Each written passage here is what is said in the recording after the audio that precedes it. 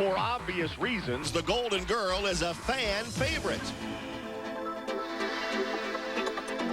But who's the real star? Talisa does not have the looks to be a star. The only thing she'll star in is Lindsay does Texas. I'm done. It's the Dice and the Rustlers next on RollerJam.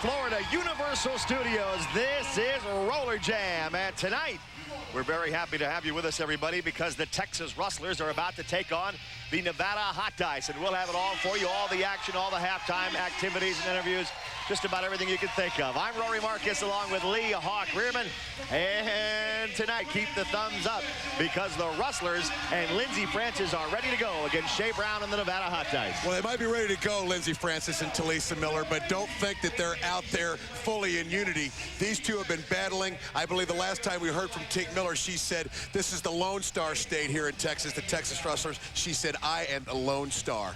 That's very true. They're not getting along together, but Lindsey Francis and Shea Brown are friends off the track. Now here you see Lindsey Francis taking down Kim Hart.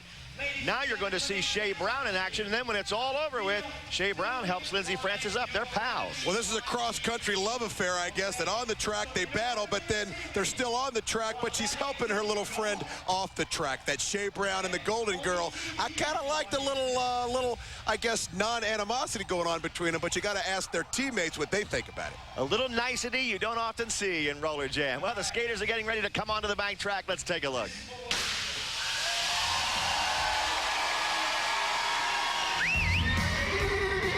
And here come the Texas Rustler women. Talisa Miller, not a very happy look on her face, but Lindsey Francis doesn't mind a little pose for the crowd. And what did she say earlier? She was going to shave Lindsey Francis's head like a monkey's ass? Kind of inconsistent, but if they have it all going on, Weber's in trouble. You know, the Rustlers have lost 2 in a row. The Hot Dice women now making their entrance. As you see Kim Hart go by, and there's Shea Brown, now pretty much the leader of this team. And keep a close eye on her and Lindsey Francis and Talisa Miller. Apparently she's friends with Lindsey Francis off the track. Tink Miller, it's no secret, is not.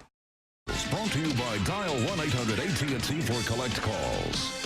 4 6-minute periods. Women are on the track 1 and 3. The men's skate periods 2 and 4. There are 5 skaters per team. 2 jammers, 3 blockers. The jammers, you can easily tell because they're wearing black helmets, and they score points by lapping members of the opposing team. Here's an example of that. You see the green? That's the jammer getting out there, trying to pass members of the red team. There's 1, there's 2, there's 3, and that's 3 points. Let's go to Broadway, Danny Wolf. Corbin and Kenneth Logue finished their sword fight. Let's get back to business. Shea Brown, she's big, she's mean, and she's sometimes lean. And Talisa Miller, I think she's just angry at everybody, Rory. Watch for her to bring it right after Shea Brown. Here we go, period number 1, and we're ready to go as the women are on the track, and here they come. Laura Weintraub gets out, and Tink Miller takes care of her. I would have bet my life that I wouldn't see Tink Miller in a Rustler uniform again. And I don't think she and Lindsey Francis have patched up their differences, but she's here still skating. No trade has been worked out, I guess. While she's here, she's a good player. I'll tell you that. Any team would like to have her. But right now, Tink Miller out there trying to get the first points of this game. What was that? Shea Brown is passed. Miller picks up the 3rd point. She goes by Weintraub and then slips down. Plenty of time left on the jam, still 20 seconds. But Kim Hart has caught the pack, and she has a chance to get Hot Dice points if she can. Miller's back up. She's passed some of the same skaters more than once, and we'll see what Sean Corbin, now that he's reviewed the rule book, gives her. 3 Texas points. 3 Texas points. Well, Tink Miller did that all on her own, Rory. I don't know what the heck these Hot Dice were doing, sending Mindy Smith out to try to block Tink Miller. I mean, maybe Tim Washington, if he's a woman, would have a good shot at blocking Tink Miller, but Mindy Smith threw 2 air balls and 3 big points out of the chute for an unaccustomed jammer, Tig Miller. What do you mean if Tim Washington's a woman? I don't think there's much question. Well, maybe you have a question in your mind, huh? I don't know. I haven't looked underneath that hood, thank goodness. 2 Texas jammers, and they don't do a doggone thing. It was Laura Heiser and Lindsey Francis, and they both were taken down by Mindy Smith. And now Mindy Smith and Shea Brown get together. They're going to try and work a little magic. And here it comes. They got him underneath. Mindy Smith went into the infield after that move. Let's see what they give her. Now she calls the jam off. 2 white. 2 points for the hot dice. So she got the 2 when she went underneath on the whip. 4-2 Rustlers. We'll be right back. We are back at RollerJam Arena. This is RollerJam. We're happy you're with us tonight. Rory Marcus along with Lee Rearman. The Texas Rustlers and the Nevada Hot Dice in the spotlight tonight. As the Jammers try to get out of there, we're still in the first period, the women's period. Lindsey Francis is first out, and Kim Hart goes after her. The Heartbreaker trying to break the back of Lindsey Francis on this jam. Can she do it? Francis stays right with her. Now Francis puts one up into the midsection of Kim Hart and gets rid of her. Well, this is the first time we've seen Lindsey Francis out in scoring position, and Tig Miller is in the back of that pack. Let's see if they have put some of this rivalry aside and are willing to play as a team to try to score some points, Rory. Right now, Katie Cooper goes after Lindsey Francis and belts her a couple of times. It's not easy to get past a good blocker. But the Jammers have to keep on trying. They keep going until that jam clock runs out or somebody calls it off. Oh, Shea Brown's going to call things off for Lindsey right there. Brown grabs her by the hair. Drags her a little bit. With friends like that, who needs enemies? What are you doing, says the Golden Girl. I thought we were pals. Let's go. Francis got 1 point because she fell over Shea Brown, but it's Brown who did all the damage. It's a roll them bones. Katie Cooper runs a little bait and switch. Lindsey Francis, the benefactor of a move she pirated from her male teammate, Mark Webber. She comes up saying, what are you doing to Shea Brown? I mean, it gets pretty rough up here in the broadcast booth, but well, I don't have any hair for you to pull, Rory, thank goodness. So that it might come to that one day. We saw Shea Brown helping Lindsey Francis up in a tape from an earlier game, but she wasn't helping her up unless maybe she was trying to pull her up by the hair. Laura Heiser slips down, and that leaves Mindy Smith out there again. It's amazing how often we say the name Mindy Smith when the Hot Dice are playing because she's really coming to her own as a jammer. Well, and watch how fast she makes up the gap to the back of the pack. We saw her trying to block Tig Miller in the first jam. Well, these last couple, she's been out going with her strength speed, and this is the result. Scoring position for Mindy Smith. Talisa Miller to block for the Rustlers, and Laura Heiser went to all that work to catch up, and then she went down. And Mindy Smith's going to pick up some points here. She got 1. She got another one. Down low on the track, she picks up another one and calls it off. She got 4, and the Hot Dice have the lead. Let's go. And that's 7 big points for Mindy Smith in this first period, Rory. She takes her helmet off. She looks just like a nice young girl who should probably be studying calculus in high school somewhere, but when she straps it up like that, don't let the soft appearance fool you. She's a fighter. She is a nice young girl, Hawk. You just haven't gotten to know her. 6-5 is the score. The Hot Dice are on top. I tried. She wouldn't talk to me. That could pretty well be a blanket statement for all the women in the league. Here's Lindsey Francis and Laura Weintraub now.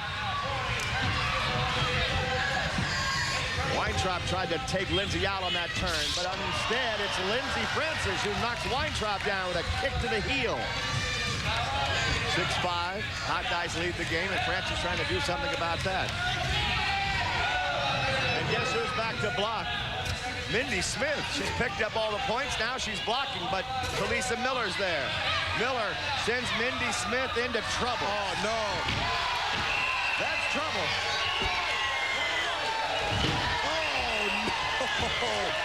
What are you doing? She should be in calculus class. Success in the WSL is based on team chemistry. And just like in a laboratory, if you mix the wrong solutions, things can and will explode. The Rustlers feature 2 women stars. Lindsey Francis is a jammer known for her beauty. Tink Miller is a blocker known for her right hook. Together, these blonde bombers are a force to be reckoned with. But they've turned on each other. Lindsay can't skate. All she does is go out there and flash her chest around. Ever since I joined the Rustlers, I sensed some real animosity from Talisa Miller. I mean, I can't help it if the fans love me. But it's Miller's workforce ethics that conflict with a camera-hungry Lindsay Francis. The whole team's in here busting their ass. And Lindsay is out doing her calendar shoot. Can we say porn, Lindsay? Practicing definitely isn't a top priority for the busy Golden Girl. You know, it takes a lot of hard work to look this good, and a big part of my job is maintaining my Golden Girl image for all my fans. Lindsay stresses that her work with the women of the WSL organization often interferes with her practice schedule. And Miller has had enough. Lindsay, you need to pack your bags and head back to Hookerville. Thank you, Julie. And now that we're back at RollerJam Arena, maybe we can find out a little bit more about the Francis, Shea Brown, Tink Miller situation, because Lindsay Francis is with Broadway Danny Wolf. Danny? All right, thank you, Rory. I'm here with Lindsay Francis. Lindsay, it's not working out, obviously, between you and your teammate, Talisa Miller. You said last game, you guys aren't big. Texas isn't big enough for the both of us. You guys just don't get along. And I mean it. You know what? I don't have the problem with Talisa, but Talisa Miller started something she could... You got a problem with me? Huh? We can say exactly what I'm talking about. Whatever, Lindsay. I'm tired of your crap, all right? Now, listen, I'm going to put an end to this. I'm putting an end to this right now. Once and for all, we're going to start this the old-fashioned way, folks, to give you what you want. The winner, right here, I'm going to challenge you to a match race. 3 laps, if you can handle it. Anything goes. The loser gets out of Texas for good, baby. Pack your skates. Talisa, do you accept this match race offer by Lindsay? Lindsay, I got 3 words for you, baby. Ass whooping time. Well, you just heard it, RollerJam fans. I'm really scared, Talisa. Come on now. You better save it, Missy, for the track. RollerJam fans, you just heard it. After the women's next period, there will be a 3-lap, anything-goes match race between teammates Lindsay Francis and Talisa Miller, and the loser must leave Texas forever, and forever is a very long time. Back to you, Rory and Hawk. All right, thanks, Danny. I've been waiting a long time to see a match race between those two, Lindsay Francis and Talisa Miller. One of them won't be a Rustler after the 3rd quarter, Hawk. I think we should just throw Shea Brown in there for the heck of it. Yeah, you would. Before we get to the match race, though, we have the 3rd period. Talisa Miller and the Rustlers going up against Lindsay Francis. That'll be the match race. Believe it or not, they're teammates. Don't forget about the game. It's 10-8. The Dice leading it. Stay right with us. Let's do it, baby. Let's do it. Back with the second half, period number 3. It's a 10-8 Hot Dice lead as we return to action. And let's hurry up and get this thing over with so we can get to that match race. I want her in it. I want the card girl in the match race. Let's put all of them in there, Rory. You always want something you can't have, Hawk. I know. Here we go. Mindy Smith is getting out there on the jam for the Nevada Hot Dice. And for the Texas Rustlers, it's number 47, Belinda Morgan. And, Belinda Morgan might need a haircut after that, or maybe she just got one, because Mindy Smith grabbed that hair and just threw her down. And now she and Kim Hart come up to Tink Miller, and it's a chance for Miller to warm up and get her aggressions rolling for this match race that's coming up with her own teammate. I don't know if I've ever seen that. Teammates having a match race in between periods. What about that? But Miller is working the pack very well as a blocker. Belinda Morgan caught up, but she couldn't get it. Wow. And Shea Brown just lowers her shoulder and hooks it into Tink Miller. And we thought that these guys might be starting an alliance. Well, Shea Brown says, I don't know what show you guys were watching, people. Let's go. I don't like any of them. I just like the crowd. I have a feeling Shea Brown has just decided, hey, I am a Nevada Hot Dice. Forget who I like, who I hate. I'm going to just bring it to the track. Well, she saw David Glenny put a hurting on Mark Webber in the I guess it was the 2nd period. She must have been watching our replays, and she says, I can do it too. And of course, she's got the showgirl sizzle with the exclamation point. I love the look on her face. It's as though it's just kind of a little grin. Yep, I got it done. Don't worry about it. It's 12-9 now. The Hot Dice leading it by 3, and Lindsey Francis gets out there. Lindsey Francis and Laura Heiser both for the Texas Rustlers. Weintraub's trying to catch him, but I don't know what she can do. She gets there. It's 2-on-1, and that's what she can do. Go down on her knees and down to her back. That leaves Laura Heiser and Lindsey Francis with the Rustlers down by 3, and Lindsey Francis will be in a match race right after this period against her teammate, Talisa Miller. Francis and Heiser kind of discussing strategy, and you wonder where the rest of the Rustler team falls on this thing. Who are they going to be rooting for in a match race? Oh, look at that move. Lindsey Francis just sent down Katie Cooper. I got one Texas point. They only gave him one. 23 passed on the infield. Laura Heiser's skate went into the infield. One Texas. Well, they're starting already, are Lindsey Francis and Tink Miller at the end of that jam. They were already exchanging words, and they're still going, Rory. Notice they're not on the track at the same time in this quarter. And they're making their pitch to the crowd, asking them to choose sides. The Golden Girl and Tink. You don't want to miss this one, people. Tell Sean Corbin to just call the third period due to technical difficulties, and let's just get right to the good stuff. All right, now Tink Miller's going to jam. Mindy Smith for the Hot Dice takes a shot from Miller. I'll tell you what. She's probably the strongest woman, maybe other than Janet Abraham, that we have on the track. When she hits you with that elbow, brother, you feel it. She belted you in the mouth last night, didn't she? And this morning. Smith on the inside. And to Tink Miller now. Missed her that time. A couple of pack skaters went down. Miller goes down. Smith goes down. It's a mess. Corbin's trying to count it all. He blows the whistle, and let's see.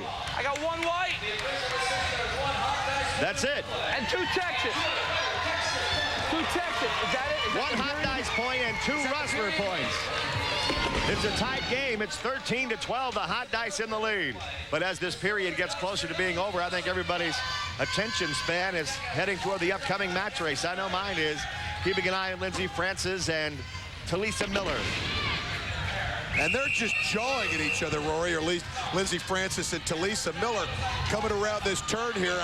I can't repeat what I overheard them saying, but trust me, it wasn't fashion tips or any kind of an economic impact of NAFTA discussion. You can trust me on that one.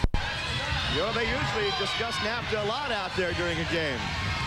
And here is Kim Hart, the Hot Dice, going into the rail, up over and almost all the way out. She hung on there with one arm.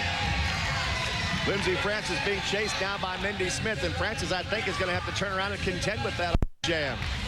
She didn't see her coming, and Smith goes right on by. That leaves a double block to knock Francis down hard. Good job by Katie Cooper and Shea Brown on that one. Smith got a point. One white point. Oh, see that little slap? That's from a teammate.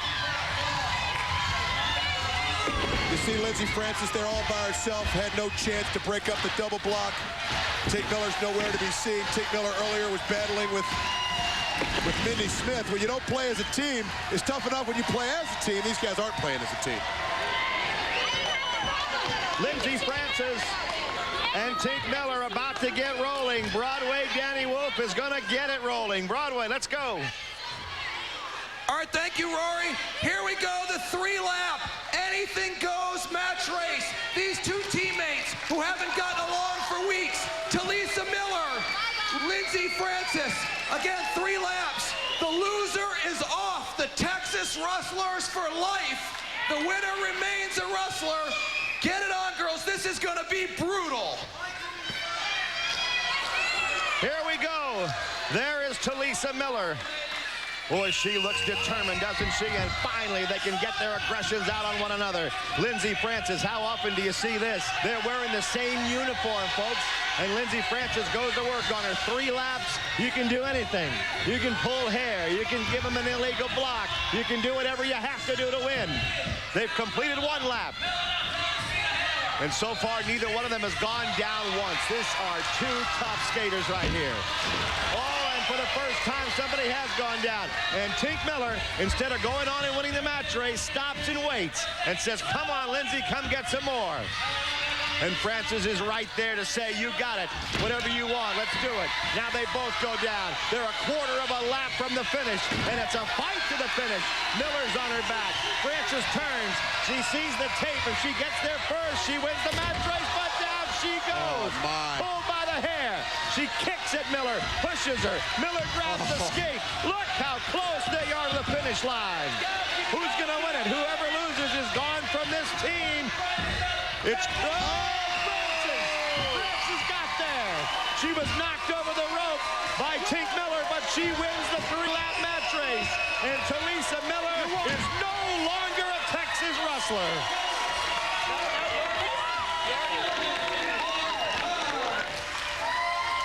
The animosity doesn't when the match race ends, however. And Francis pushes the referee. She pushed Miller. She plays to the crowd. She pulls the elbow pads off.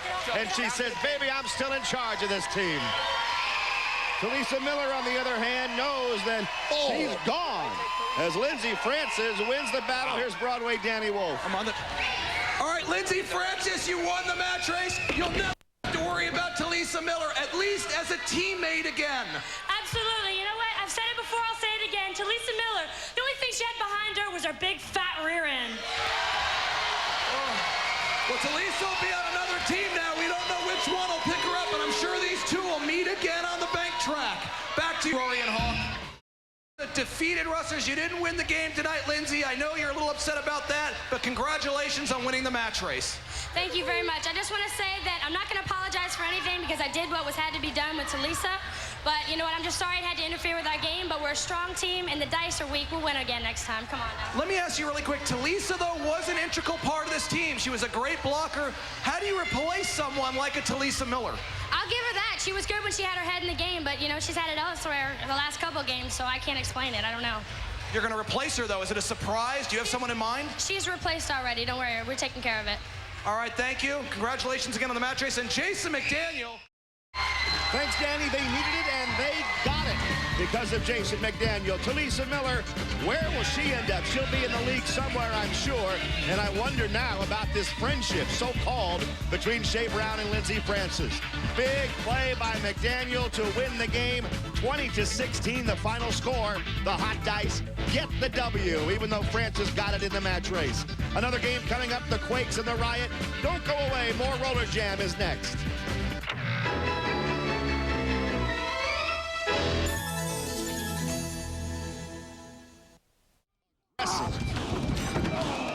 Corrosive. Frightening. The Enforcers are the black plague of the World Skating League. Say hello to the vaccine. The big bad New York Enforcers. Ah!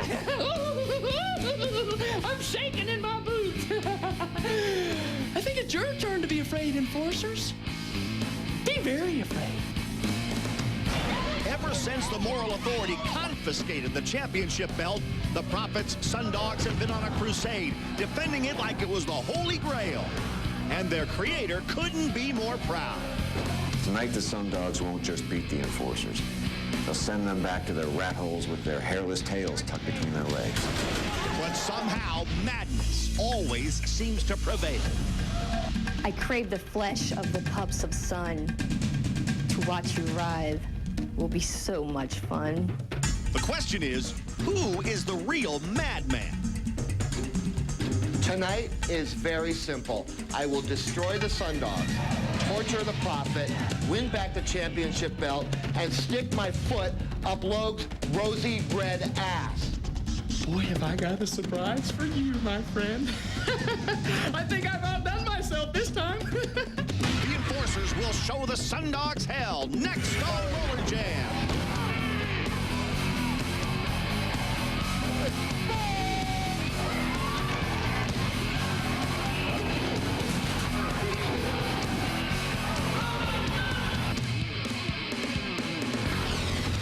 From Roller Jam Arena, this is the World Skating League, and this is Roller Jam. We're so happy happy to have you with us tonight, everybody.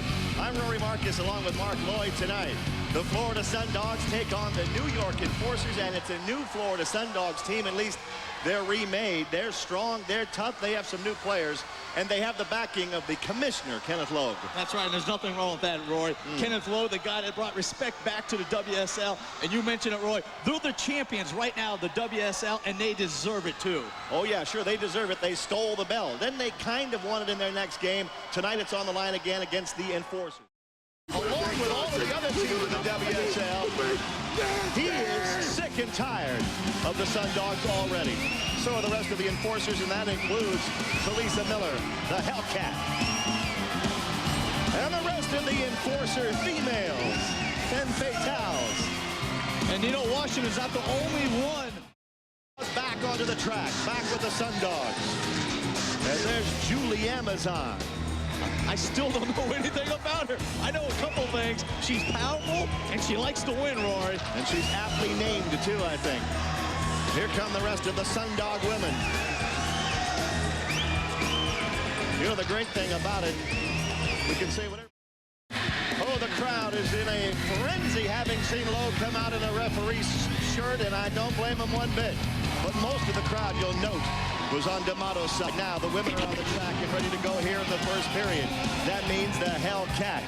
You know, when we have qualified referees, she doesn't listen to them very often, so I think Logue will have his hands full right up to the first whistle. He might finally keep her in check tonight with a great referee out there, Kenneth Logue. You're kidding, of course. And now, when we talk about the Sundogs, here's the one we've been wondering about, Julie Amazon. Big and tough. We've seen her skate once or twice now. And when she goes back to block, it's almost impossible to score. Julie Amazon for the Florida Sundogs. And we're just about ready to go into the first period. They're going to have that guy on their side, unfortunately. But usually things get settled on the track. Well, you hit a guy with a baseball bat and say, oh, it's all good. How about that? What's up with that? All right. The first jam of the night is underway, and Belinda Morgan jumps out there for the Sundogs. And she's out there against April Tootle. And you know what, Roy? A lot of pressure on the Hellcat. No Lindsey Francis, no leather gunning either. But they do have a trash can lid. And the Hellcat in the first jam of the night grabs it and puts it to good use. There's 1, 2, 3 of them she got. Is she going to get Amazon, or she whacked her on the behind with it? She was taunting the Amazon just then. Kenneth Logue has said no points. Look at this. Sean Corbin gave them the point. It's a technicality. Well, then you got to put her in the box. No score. No score. Oh, I disagree with that wholeheartedly. And Kenneth Logue's going to go after the Hellcat and put her in the cage for using the trash can lid. Like that's anything new. Corbin could even do that. Kenneth Logue, that's what he's out there to do. Look at Logue. I think he's overmatched here. He's going to get hurt tonight. I guess they didn't have any of those black referee pants for him to wear. He went with the slacks tonight. You know what? Corbin's lucky Logue's here. Corbin, he might be out of a job. A good of a job Logue could do. Oh, yeah. We're all so lucky that Kenneth Logue decided to come to the game tonight. And there he is. He was right, though. D'Amato made him a referee to humiliate him, and it backfired. There's the first shot. And we're ready. You can tell the Hellcat knows a lot is on her shoulders. She says, just give me anything. I want to win. However, no points awarded on that jam. And now Belinda Morgan gets out there once again with April Tootle. And chasing from behind is Katie Cooper for the Sundogs. And she's going to, she wanted to give a whip, but she slipped down and fell. However, Morgan's able to get out there ahead of the pack anyway. Now the king of the track right now, you'd have to say, is Amazon without the Hellcat to go up against her. I look for big things out of her. She'll be out of that cage soon enough, believe me. Brooke Sunderman back to block against Belinda Morgan. And Morgan finds the going tough in the back of that pack. She's about to get a hand, though, I think, from Cooper. So far, no points scored in the jam. 15 seconds left to jam. And the double whip gets Morgan through there for one. She called it off. They gave her 2. 2 yellow. Lognot just had an agreement.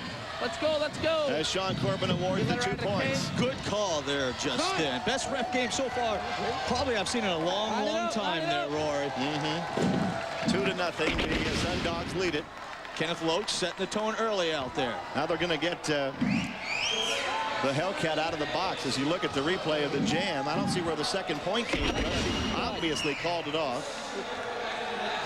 And the Hellcat comes out and says, Andrea Franklin, give me that Jammer's helmet. Number 12 wants to score some points. April Tootle with the blonde hair coming out from the bottom of her helmet. And here we go. And the Hellcat goes after Morgan. Didn't knock her down, though. Belinda Morgan's an outstanding skater.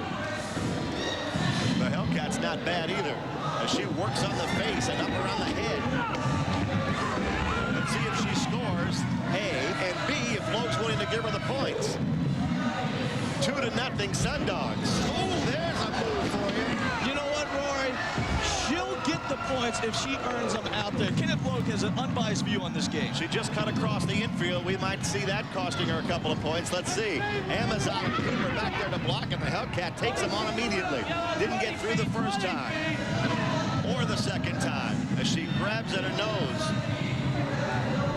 The third time, will she make it? Will 3 be the charm? Not so far. They're all up against the rail. Cooper and the Hellcat fighting. Julie Amazon comes in. And there goes the Hellcat again, but it's 2-on-1 against her. I don't think she's going to get the points. Oh, man, she's really after Amazon. Wow. She is one-man Hellcat right now. You know what? 2-on-1, 3-on-1. The Hellcat always holds her own. What an attack. No, back to the back. Kenneth Lowe over there consoling Julie Amazon. He's not supposed to have a side, but we all know that he does. He does not. Why do you say that, Rory? I can't wait for Mark D'Amato and Big Nasty to get out there for the men on the enforcer side. But take a look at that move by the Hellcat, and then it just got tougher from there. You see her face on those moves too, Rory. You see the intensity in those eyes. Look at her right there. Trust me, I'd rather not. Thanks, guys. I'm here with Sean Atkinson's teammate, Jamie Conemack, who has an interesting development she'd like to share. Jamie? Okay, so like me and Sean came to the game because he wanted to see his brother Mark D'Amato skate. Ugh. But anyways, as we were watching the game, he said he needed to step outside and use his cell phone. But like, the thing is that he never came back. I didn't know what happened, so I went out looking for him, and I found this. Is that Sean's? This is Sean's cell phone, and he never leaves home without it. He never goes anywhere. So when I walk outside and he says he needs to use it, and he's not there, and he doesn't have a cell phone, well, just quite frankly, I'm just a little bit worried here. Jamie, it's just a little premature to get worried, but we'll ask around and see what we can dig up about the Yak attack. Guys, we'll keep you posted. Back to you. Free on his knees, looking through a whole bunch of loose papers, and you say, what do I mean? He's looking for an appeal, I guess. I don't blame him. Maybe he's looking for Sean Atkinson. Maybe there's an underground tunnel somewhere where Sean's trying to get into this building. Here's a tremendous jammer, April Tootle out there. What a move she just made to free herself up from the pack. Tootle now comes up to Katie Cooper and Julie Amazon. That's about, 735 pounds a woman. I'm just kidding. All right. I'm looking her up. What are you talking about? Oh, there's the trash can lid. It's back out there. The Hellcat strikes again. And April Tootle scoots through there to pick up the points. And that's good. Look at the Hellcat go. I told you he was overmatched. Get in the box. You are in the box right now. Get in that box. In the box right now. Better watch out, Kenneth. Get her, Commissioner. In that box. Get in there right now. I don't think I've ever seen a guy with a redder face. She better watch herself. She doesn't get suspended here. That's right now. This is not what Eckhard von Zillia had in mind when he won this game in 1898 in Hamburg, Germany. Right now. This is ridiculous. The Hellcat's been thrown in the box. 4 points for the block. And a 1-jam penalty for 12 black. There she is waiting with that trash can lid, and he's put her in the box. A 1-jam penalty for that. But you know what? Corbin was right, because See, look, that's what she thinks at Corbin. She's eating the robot. Who's Corbin trying to fool? Well, he's put so many skaters in the box in his time. He's talking about respect with the commissioner. He doesn't even have the players' respect. It's like putting the sheriff in jail with a bunch of people that he put there already. Not a very good situation. All right, April Toodle's out there now with Belinda Morgan. Second jam of this third period, and the Enforcers still have a comfortable 14-2 lead. And you know what? The Enforcers already short-handed, missing Lindsey Francis and also Leather Gun, and now they're missing the Hellcat. Oh, April Toodle just got railed. That was a nice move. And Belinda Morgan gets through there and picks up the points. Wow, plus she, of course, gets credit for the Hellcat who was in the box. Look at this. The Hellcat just let herself out of the box. She can't do that. She did it. She's out.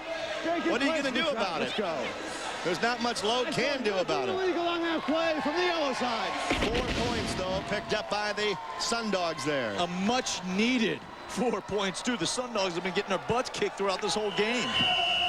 Belinda Morgan, a good jam that time. It's 14-6. Enforcers on top with 1 jam left to go in this women's period. Oh, did April Toodle ever make a big move? Took Kathy Emangelo down, but Belinda Morgan got out of that pack. She has the black Jammers helmet on. She's trying to pass members of the Enforcers team to score points. She'll get 1 for everyone she gets by. She'll get none if she doesn't get by. And Brooke Sunderman's back there to try and stop her. And that kind of slowed her momentum down a little bit, didn't it? Now Morgan trying it again. And Sunderman's got a hold of her and leading her into the Hellcat's den. Oh, she's going to get 2 for the price of 1. The Hellcat dumps 2 over the rail. Right down here in front of us. And what a big play by the Hellcat. And she's gone after some more. Oh, look at that. Number 12. Back to your bench. You back to your bench. You get back to the bench right now. Back to your bench. He's completely lost control. He has no respect for the skaters. Are you kidding me? Complete control of the game. Look at it. Hellcat's going to go over there and get in the penalty box, I hope. You know what I'd like to see right now more than anything, really, is to see Sean Atkinson come out of that tunnel. And I know D'Amato would like to see him, too. I don't know, Cindy Luce, if you can hear me, but if you can, tell us what you know about the whereabouts of Sean. Thanks, guys. The update on Sean Atkinson is that he is nowhere to be found. I have looked all over the arena, and no one has seen him. The general consensus backstage is that Sean has just disappeared.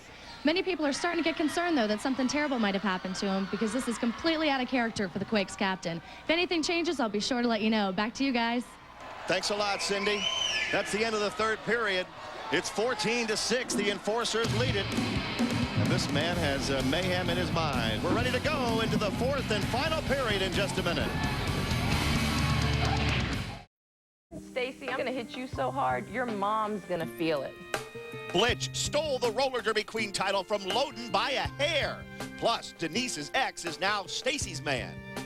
Stacy's just Sean's blow-up doll. She's fake and she has no brains. Sean loves me because I'm a real woman, not a controlling bitch. But all is fair in love and war. The Riot continue their crusade of chaos, and it's the mentally questionable Sean Atkinson who holds the fate of the Quakes. Last game, the Yak Attack snapped, and his doctors fear a relapse. Oh, the doctors don't want me to skate. They're afraid I'm going to hurt somebody. No, I'm not. I'm just going to kill you, Richard and Ray. The Riot and Quakes next on RollerJam.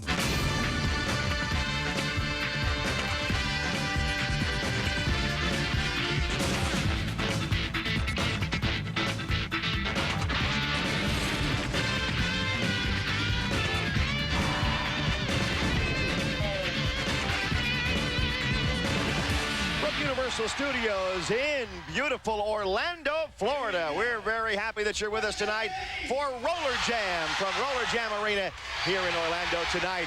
What a matchup it's going to be. The California Quakes and the Illinois Riot. I'm Rory Marcus along with Lee Hawk Rearman.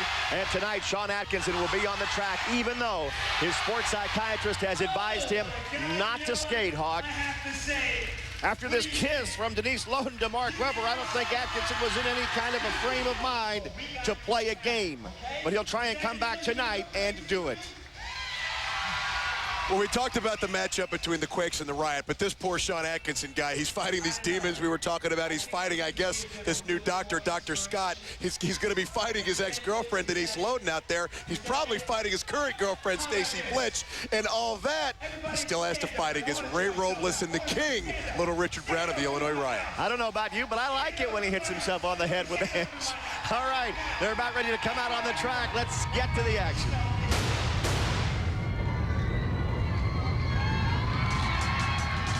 And here come the California Quakes women. That means, of course, the Bod Squad. Looks like Stacy Blitch has a new hat for this game. Well, maybe that's a padded hat. She's, of course, dating Sean Atkinson. Maybe it's padded. Atkinson looks like he's in a good mood, but that might change real soon as he sees this. Denise Loden coming on the track for the Riot. I said padded once, I'll say it again. I like that pad we just saw right there, my friend. With Denise Loden. All right, thank you, Rory.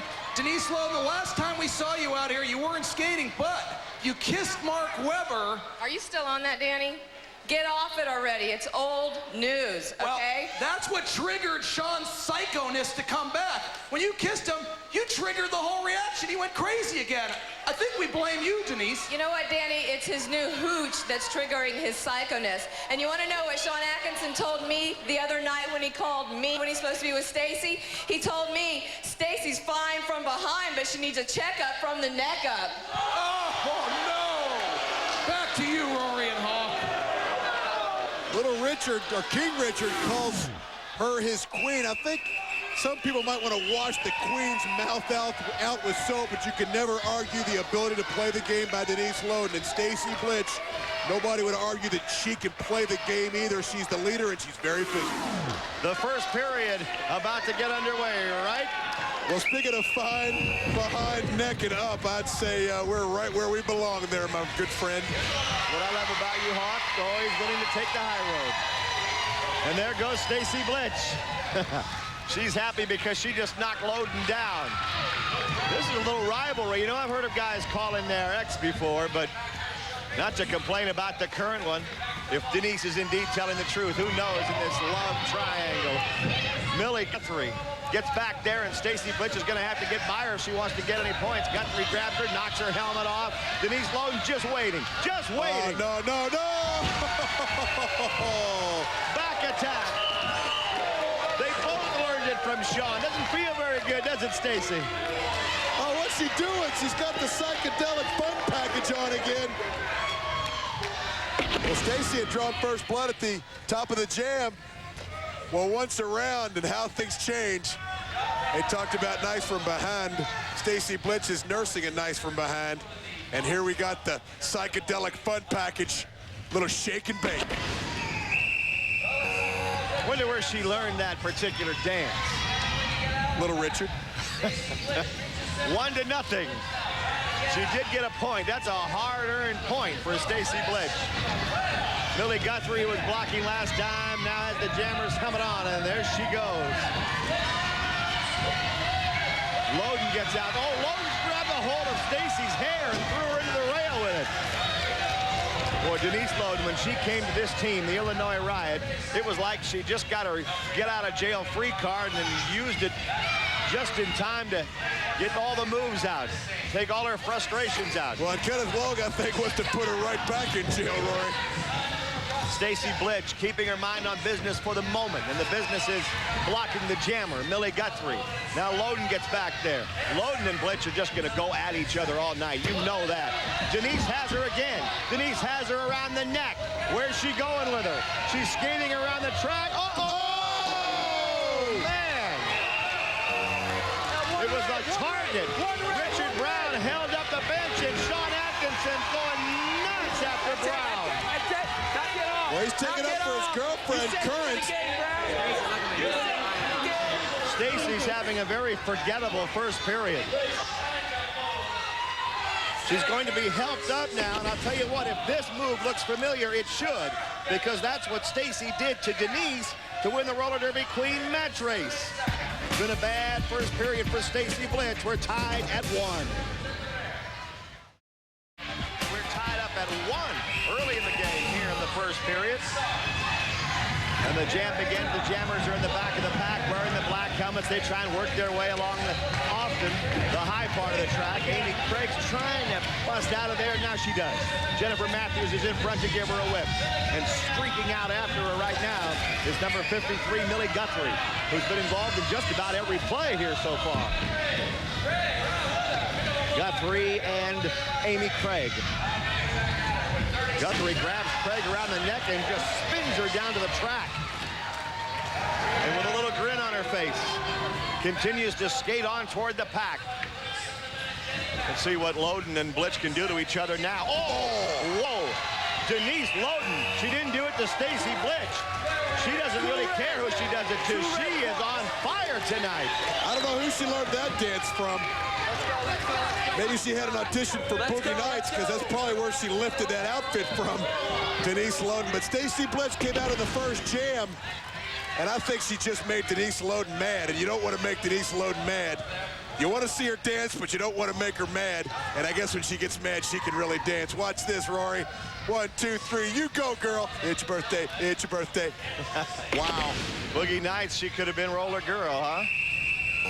She's the queen. 3-1 is the score. That was Brooke Sunderman and Jenny Matthews that went down that time. And Loden's just been a one-woman wrecking crew, and now she's going to jam against Conomac. Jamie Conomac of the Bod Squad gets out there, and Loden's just working her over with that right elbow. Stacy Blitz, yeah, payback's a Blitz. Just got a little revenge. Sending Loden into the rail. Now Conomac will catch up on the jam. Jamie, a cheerleader in high school and right into RollerJam. How about that? Denise Loden and Stacy Blitz are working on each other back there. And I mean, oh, here comes payback. You talk about payback. Stacy Blitz just sent Loden into the bench. How do you like that? I love it.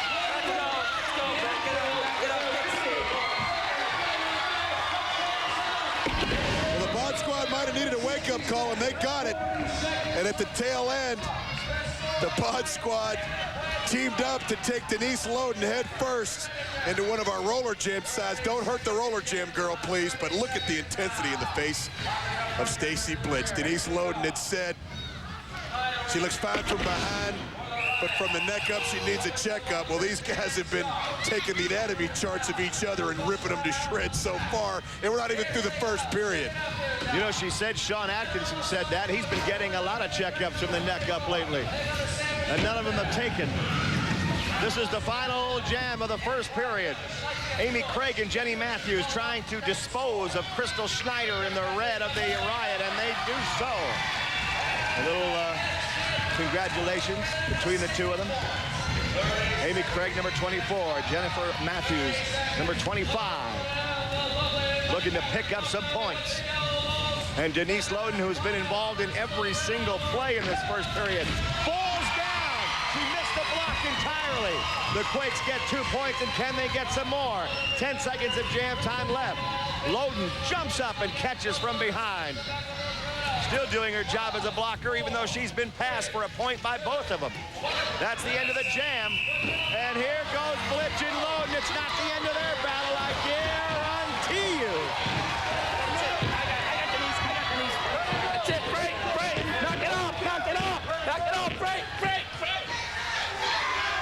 I don't know, Rory, you called that a fight. It looked like there was an explosion at the paint factory when those two were laying on top of each other. That may be how it looked, but things have to look pretty bad to Sean Atkinson right now. Never let your... Visibly pissed. How does he take his ex-fiance over his current girlfriend? He's a psycho. He's a psycho, and she made him that way. She made him that way. Well, Mark D'Amato picked you. Hey, I picked the top jammer in the league, though, right here, Eric Slopey. What about that? Oh, that! Oh, I don't think that makes Rusty Montgomery too happy either. Not too many people happy right now in Ackville. Let's go back to you, Rory and Hawk. I think Stacy Blitz was downright hurt by that announcement. This is her in happier times. She'll be skating the third period against the sultry Denise Loden. You don't want to miss it. Stay with us. We're tied at 7. RollerJam Arena, and I'll tell you, it was an interesting halftime, wasn't it? A fire is lit under Rusty Montgomery and Stacy Blitz, and they're mad at Atkinson, their captain. Who's not mad at Atkinson? Well, I don't think she's mad at anybody. I know I'm not mad at her. And Rusty Montgomery was talking about his right hand and his left hand. Well, watch it. Every kid at home, we're the only adults who encourage you to watch RollerJam with your hands in your pants. Oh, man. Once again, Hawk always willing to take the high road. Out there for the jam now for the California Quakes, we have Amy Craig. Well, we did have Amy Craig, but she's been knocked down and taken out of there by Millie Guthrie. And Millie Guthrie, as she reaches back to the pack, she gets to Denise Loden, who's going to try and help her through. Oh, man. I'll tell you what, say anything you want about Loden, but she is playing an inspired game. Atkinson's right. She's been a tremendous all-star in this league lately. And she's just leading Guthrie through. Every time she does, it's another point. Just follow me. And Guthrie did it. She just got right behind Loden and said, all right, let's go. Denise did it again. 5 points for the Illinois Riot there, making it 12-7. And Millie Guthrie picking right up for the injured Debbie Rice, following the lead of Denise Loden. But Sean Atkinson called her an all-star, say she's playing like an all-star player. Well, she took it, did Denise Loden, right to the girlfriend he didn't choose. It's going to be tough to be in their neighborhood tonight. But Denise Loden, you're absolutely right, Rory. So is Sean Atkinson. He may be crazy, but he knows talent when he sees it. I wonder if a reunion is in the works. Who knows? 12-7 is the score. The Illinois Riot have the lead.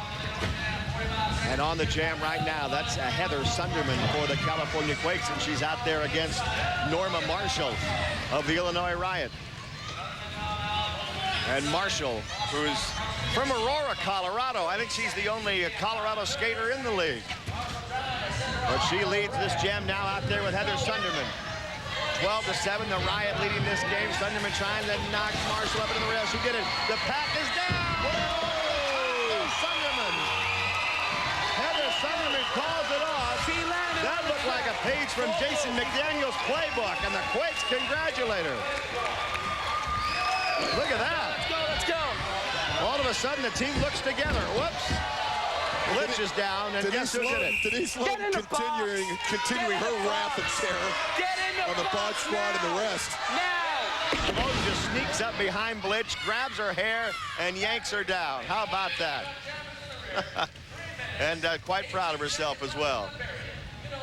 She really has that dance move down, Rory. She's been working. Well, the crowd was chanting in the box, and she was just going right along with it. Look at Stacy, lost her contact lens. Good thing Slopey always has some solution with him when he skates. 12-11 is the score. The Riot leading the game. And now Brooke Sunderman gets out there. Well, sister to sister. Crystal Snyder jamming for the Illinois Riot. Both teams have 2 jammers out, and both of the Quake jammers are named Sunderman. They're against Guthrie and Schneider. Can the sisters do anything here? 25 seconds left in this jam. So far, neither team has been able to score any points. They won't score any that way. All 4 of them went down, and now they all scramble to their feet.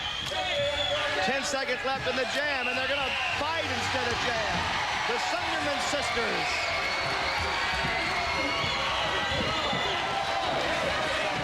I don't know what got into them. They must have gone home for a family reunion, and an old uncle must have really ticked them off. Maybe mom cooked a bad meal tonight. Heather Sunderman mixing it up with Crystal Schneider and her sister Brooke, the Brooke House. The Brooke House is a little more equipped to take some of this punishment. Well, this will open up a lot of skating room for those that are left out there. And you know who the Quakes have? The Bod Squad. Those are their 3 skaters right here. Cindy Zimmerman, Stacy Blitz, and Jamie Konomak. Blitz jams with Loden. We've been waiting to see this. Denise Loden down there on the inside, and Stacy Blitch up near the rail. Loden's trying to knock her off her feet, couldn't do it. And Roy, this is a replay of the Derby Queen match race. Blitch and Loden for all the marbles. Remember how that ended up with a hair pull and a victory by Blitch. Now they get to the pack together. Loden goes low. Blitz tries to go high, and she does. They both got them all. And they're still going. With 20 seconds left in this jam, they have plenty of time to get around again. She's got her by the pants. She had to let go of the pants. You can't hold on to those pants very long. Lord knows, I've been trying forever. Stacy Blitch and Denise Loden putting on a show. Can they both get them all again? They got to the pack, and she picks up the points. Great move by Stacy Blitch at the end of that jam. And then down the stretch, Stacy Blitch just had a little bit more at the end, but these two are battlers. They are just the titans for their respective units, and it's just great to watch them perform like that. But you have to ask what is going through the mind of Shawn Atkinson. He may be like leaning toward his ex-girlfriend, Rory. Well, he's had a chance to watch them both perform, and maybe he's narrowed it down. 19-17. Whoa! Loden gets some early revenge on Stacy Blitch. In this last jam of the third period, and Stacy gets up, holding on to her side. That one hurt. The jammer is Millie Guthrie. And she gets a chance to just skate out on her own now and try and score the points that could bring the riot even. You can see Guthrie as she looks ahead of her and sees her teammate Denise Loden. It looks like a pull-away. The Quakes are trying to get a pull-away going. See if Guthrie can catch him. In the back of the pack, Loden's working her way through and picking them off one by one. And watch for Denise Loden. The way a pull-away is effective is if your rear blocker can muscle down all the jammers. Well, they're not muscling down anybody. Oh, look out, Stacy Blitch. Loden sent her out head first. Oh, she fell. That's where the fire comes from, the pyrotechnics. Stacy Blitch fell into that metal framing. And then dropped even farther below that. And Loden just stands there with her hands on her hips. Stacy Blitch might be hurt. Do you think she cares? No. Look at Atkinson. Look at this. Just nowhere to go for Stacy Blitch. No help at all. And right into the metal she went. I haven't seen a fall worse than what Stacy Blitch just took in a long, long time. And you know who did it to her? Denise Loden. Keep your eye on her, Danny. She's tough. Very tough, Rory. You're right indeed. And Denise, what we just saw you do to Stacy Blitch was without a doubt one of the cheapest shots in the history of the World Skating League. They agree. You know what, Danny? It was a cheap shot to a cheap girl. So what do you expect? Oh, come on, Denise. Back to you, Rory and Hoff. There's somebody with the usual sour expression on his face. Kenneth Logue, league general manager, coach of the Sun Dogs, whatever. Yeah, I do stuff.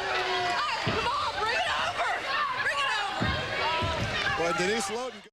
Meanwhile, Loden wants to reintroduce Shea Brown to her fists. Shea always talks a lot of trash. That's because that's what she is trash. And tonight, I'm taking her out. Denise thinks she owns the league, but let me tell you, I'm gonna be the new leader. It's the Dice and the Riot next on RollerJam.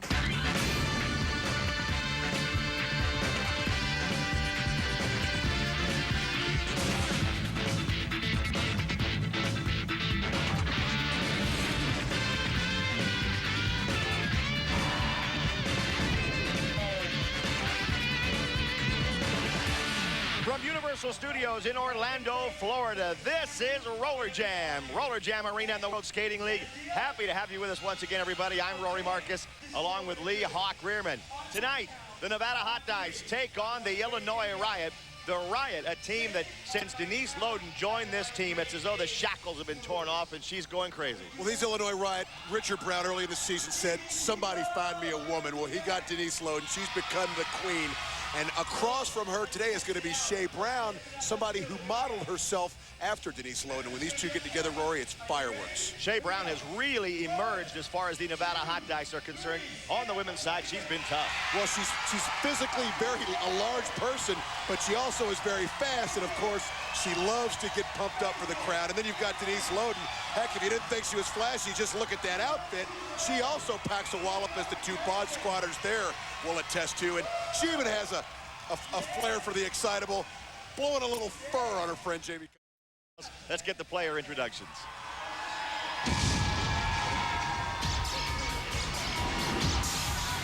And here we go, and here they come. Shauna Brown goes by. That's Shea's sister. And meanwhile, there she is. Oh, you bet. There she is, I'd say. Denise Loden doing a little ditty there on the entryway. And Rory, looks like she's RollerJam Arena bow to me. Brown's on his turf, and speaking of Brown, here's another one. Shea Brown, and she's here and ready to go. Well, even before King Richard named Denise Loden his queen, she was the de facto. Broadway Danny Wolf is with Denise Loden. All right, thank you, Rory. Denise, the obvious question is, what happened to your arm? We see you're wearing some sort of splint brace on your hand. Yeah, there was a little scene at the mental institution when I went to visit Sean. I was trying to help him out, give him a little bit of support, but he went a little nuts on me. But it's fine, no big deal. Okay, very interesting. And I gotta ask you, Lindsey Francis, Shea Brown, you get a shot at Shea Brown in just a minute. The last comment she made about you was you were a bad role model for young women today. As far as women athletics and young female athletes, you're a horrible, bad example to them. Danny, you run around here, you really think you're like Danny the Scoop Wolf, don't you, with your little questions? Don't you? I'm just asking you what I'm supposed to ask you. What do you... Well, I tell you what, Shea today is going to become a positive role model for hospital patients, okay? Hey, Shea Brown, the queen has spoken. She may have a cast on her hand, but she's still got some mouth to her. But Shea Brown trying to establish herself as a Denise Loden-esque type player in the World Skating League, other than just a blocker. But Denise Loden, what can you say that hadn't already been said? She's awesome. Here we go, the first period ready to get underway, and that signals the beginning of the first period. I like that little red outfit on she has on today, Rory. I know you like it too. You like all her outfits. Actually, I would wish I would. Kim Hart and Mindy Smith out there. Whoop, right underneath them goes a little Millie Guthrie. And Millie Guthrie's out alone now in the first jam of the night. Denise Loden said Shea Brown will be a positive role model for hospital patients, but apparently looking at her arm, Sean Atkinson's a negative role model for hospital patients. But Loden breaks apart the double block, and Millie Guthrie slips through for two. Two red. Two quick points for the Riot to start the game. And there's Shea Brown looking around to say, where the heck is Loden? I want to get a piece of her.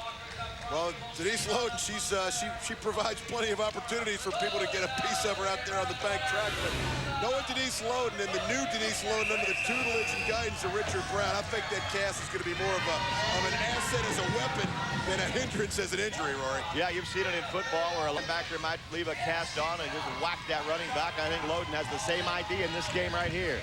Eliana Bonilla is out there against Laura Weintraub. Weintraub for the Hot Dice, Bonilla for the Riot, and Bonilla is dumped by Laura Weintraub. Long striding style for this girl. Game just underway. And Weintraub getting up to the back of the pack now. And Millie Guthrie, who just jammed a moment ago, is back there to block. Weintraub tries her once. And again, both times she's turned away. And again, another shot. Denise Loden waiting for, oh, you talk about a shot. That's a knee right into the midsection. The back attack as well. Loden comes out here ready to play. Cast, no cast, whatever's happening to her personally, when that whistle blows, she's ready to go. It's 2-1. It's early in the game, and we'll be right back. Welcome back, everybody. Rory Marcus along with Lee Rearman, and it's 2-1. The Illinois Riot leading the Nevada Hot Dice as we're just underway at RollerJam Arena. So far, Denise Loden's played a big part in this game already. Crystal Snyder gets out for the Riot. And chasing her, that's Mindy Smith. Smith unable to knock Schneider down the first time she tries her. They're trying to get rid of each other. And Smith does the job there so they can get around and score points on their own.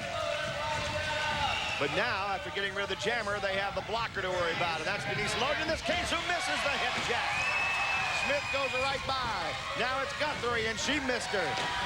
Smith going up high and then down low, and inside and outside and everywhere she can. She's picked up at least 2 or 3 points already.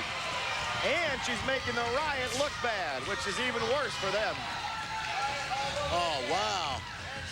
Look at the Riot skaters. They're scattered all over the track, and Mindy Smith calls off the jam. It was a big one. You'd think she'd have a smile on her face. Now, finally she does. She picks up a bundle. She picks up a whole mess of points, Rory, but Mindy Smith, she's not the biggest girl on the track. She is one of the fastest, but the finesse that she showed on that jam, she just made Denise Loden and friends look silly there. The Riot grab the lead 5-2 now, and Kim Hart goes out. Millie Guthrie's out after her. She just did stay up on one skate, got her balance, and resumes the jam. Tried to put the knee up into Kim Hart's midsection and take her out. It didn't work that time. Hart gets another knee, and this time she gets the rail as well. And here goes Millie Guthrie into the double block of Shea Brown and Katie Cooper. A tough duo to get around. Guthrie sizes them up and sets them up for Denise Loden. She could see the block coming. The blockers could not, and there she goes. Shaking. That was a little bit of a new nuance to that psychedelic fun dance she does to go along with that psychedelic fun package she wears. And I gotta say, I like it. I don't know if Shea Brown appreciated it too much. And you see her dissatisfaction personified. Apparently, she doesn't like it. That's enough. Katie Cooper and Shea Brown come around with the double block. I think they saw her out of the corners of their eyes, Rory, but it was too late. They tried to separate, but Denise Loden just decapitates the two-headed monster. And here we go. Oh, yeah. Shake, rattle, and roll. And then the fight as Brown came over and challenged Loden, and they went at it for a while before Sean Corbin got in there. Here he comes. That's the job you wish you had, isn't it? Women's only, though, right? Oh, sure. I'd much prefer to get in there with Denise Loden and Shea Brown than Mark D'Amato and Richard Brown. I'm sure Sean Corbin thinks the same. 5-4. The Hot Dogs have the lead. Guthrie, who just jammed a moment ago and very wisely did not accelerate because she could see that Loden was setting up that big hit. But now she's hit herself by Mindy Smith. Smith comes up to the pack, and Loden's waiting, waving that big cast on her right arm. And she's playing like it doesn't hurt one bit. You know it does, but she's not letting it affect her at all. Loden hits Mindy Smith again, and another time. 18 seconds left on the jam. Shea Brown's waiting. On her back, flat on her back. And all of a sudden, Brown's into the game. Somebody lit a fire under that girl. How does it feel, she says. And Denise will pick herself up and say, well, not very good. She's amped, Rory, Shea Brown. We talked about her wanting to come in here and make a statement. Well, she's making it with her actions and with her words. Right here, once again, stealing a roll them bones from her teammate, the X-Man, Mark Webber. Back once again at RollerJam Arena. Halftime is over. The challenge has been issued between Logan D'Amato. That'll be interesting. And hey, little girl with your red dress on. It's period number 3. I was told I couldn't talk about her anymore, Rory. I'm being punished. They didn't tell me that. Here we go. You're being punished. You got to sit with me. Bad, you're right. It's 14-11 as we start the second half with the Hot Dice trailing it. And Shea Brown will jam as we get this third period underway. You talk about a jam, that's the only way you can score points. The jammer with the black helmet trying to lap the opposition. More specifically, if she were to get by Millie Guthrie, number 53 right now, she'd have 1 point. And that's why Guthrie's putting her elbow right into her midsection. Guthrie working over Shea Brown. Shea Brown, look out, Shea. Here comes Loden. Loden's got her in her sight. easy. It's not like she's a petite little thing. Well, this is similar to what we saw in the first half. Denise Loden has made this back attack move her own. And Shea Brown looks like a little payback there. If you remember the first half, Rory, in the first period, she was taunting Denise Loden. How does that feel? I think were her exact words, standing over a fallen Denise Loden. Well, the shoe was on the other foot there, and Shea Brown was on her back. 14-13, the Riot lead is 1 here in the third quarter. And Shea Brown, after that, wants to jam again, and Loden grabs the jammer's helmet and says, I'm going out there. And now it's just the two of them. Now it's only one of them, and that would be Denise. I'd like to know where she bought that outfit. Where do they stock something like that? Here comes Loden around the track, and Brown's going to drop back and block, and with her goes Katie Cooper. As a matter of fact, Cooper will take up the blocking first.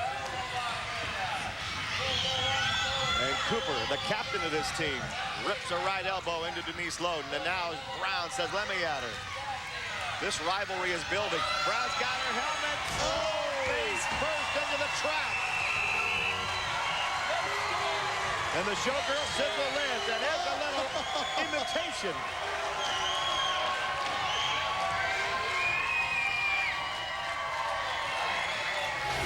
And she even has a little dance of her own after this bulldog. Nice shot at Denise Loden, an angle that I kind of prefer. Great job, Shea Brown. Shea Brown now will go to the infield for a jam and lead the cheers. One thing about the Hot Dice, these young skaters, they really root for each other on this team. It's still 14-13. The Riot by 1. Mindy Smith for the Dice.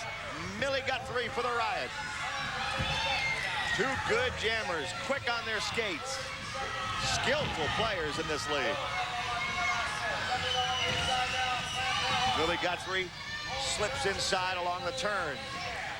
Mindy Smith, those tough. She won't go down. Neither one of them giving an inch till finally, Guthrie finally gets the better of her. Kim Hart gets knocked out of there. There goes Cooper. It's Loden who's wrecking the pack. And Guthrie slips through, gets the points, and calls it off. Heads up move. Laura Weintraub was taken down by Denise Loden, but it was almost made to look easy. And Millie Guthrie just kind of comes around because of some sloppy play by the Hot Dice and picks up a bunch of points. We spent so much time talking about Denise Loden's outfit, but she can make a lot of things look easy on skates. She is a terrific player. 17-13, the Riot leading. I just saw Shauna Brown of the Riot give Shea Brown of the Hot Dice a shot in the back in the pack there. They're sisters, but they're wearing different uniforms right now. Laura Weintraub is out there for the Nevada Hot Dice. She takes a hit from Norma Marshall, but keeps on going. Marshall will try her again, and this time, down they both go. And sneaking past him is Mindy Smith. And she's really opening it up, Rory. She's making up that gap to the pack fast, and just watch her go. What a fun skater to watch, Mindy Smith. She made up a lot of ground, but now her progress will be slowed because Denise Loden's back there blocking once again.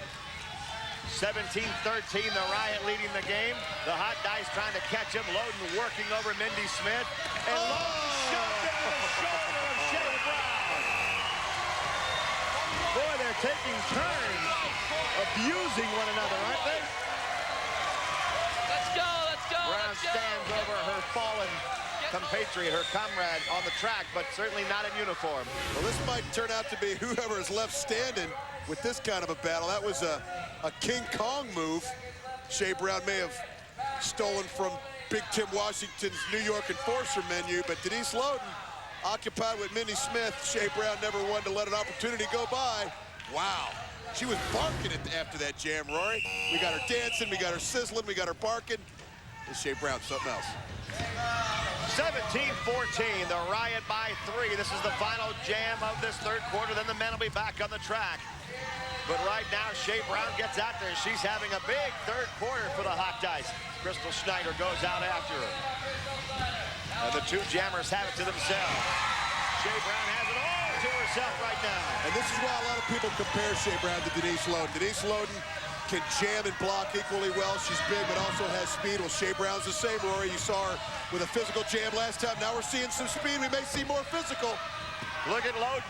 Looked like she was celebrating that they let her out of that mental institution.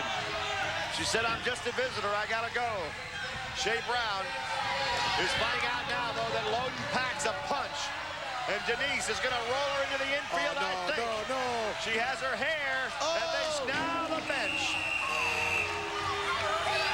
Oh, and she didn't even have a helmet on.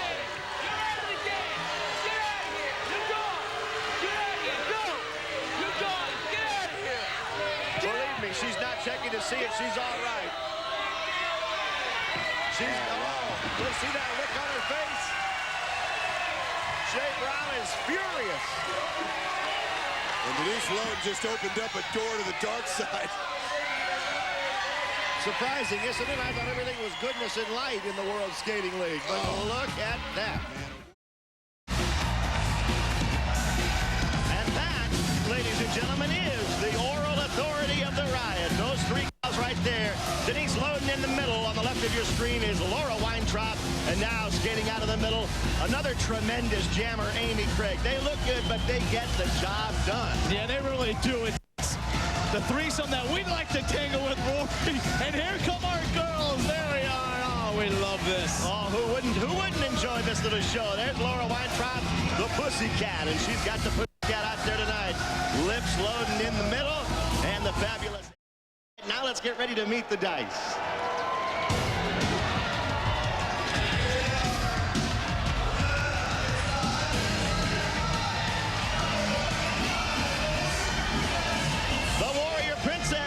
Shea Brown, headdress intact. And a little kiss for the camera.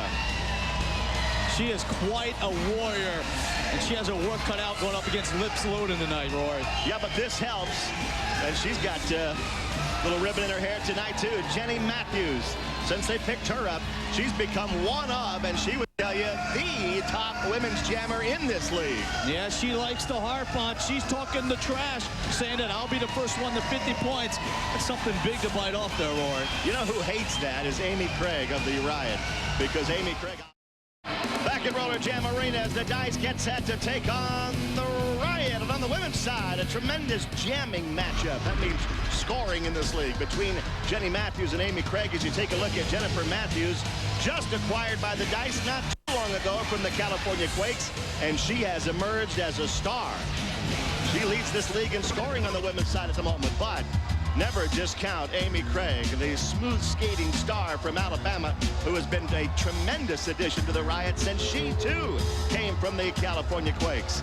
And you know what? Amy Craig is not altogether happy about all the attention Jennifer Matthews is getting as a jammer. And you know what, Amy? We're going to give her even a little bit more right now because she's with Broadway Danny Wolf. All right, thank you, guys. And the race to see who will get the first 50 points in this league is hot and heavy. Jenny Matthews, you said at the beginning of the season you were going to be the first jammer to reach 50. You're at 37 right now. You're leading the league. But this girl, Amy Craig, has 29. She's only 8 behind you. Amy Craig is no threat to me because if the mouth of the South spends much time skating as she does licking those lollipops, we may have a competition here. Hey, why don't you stop being a mini-me and just shut up and skate?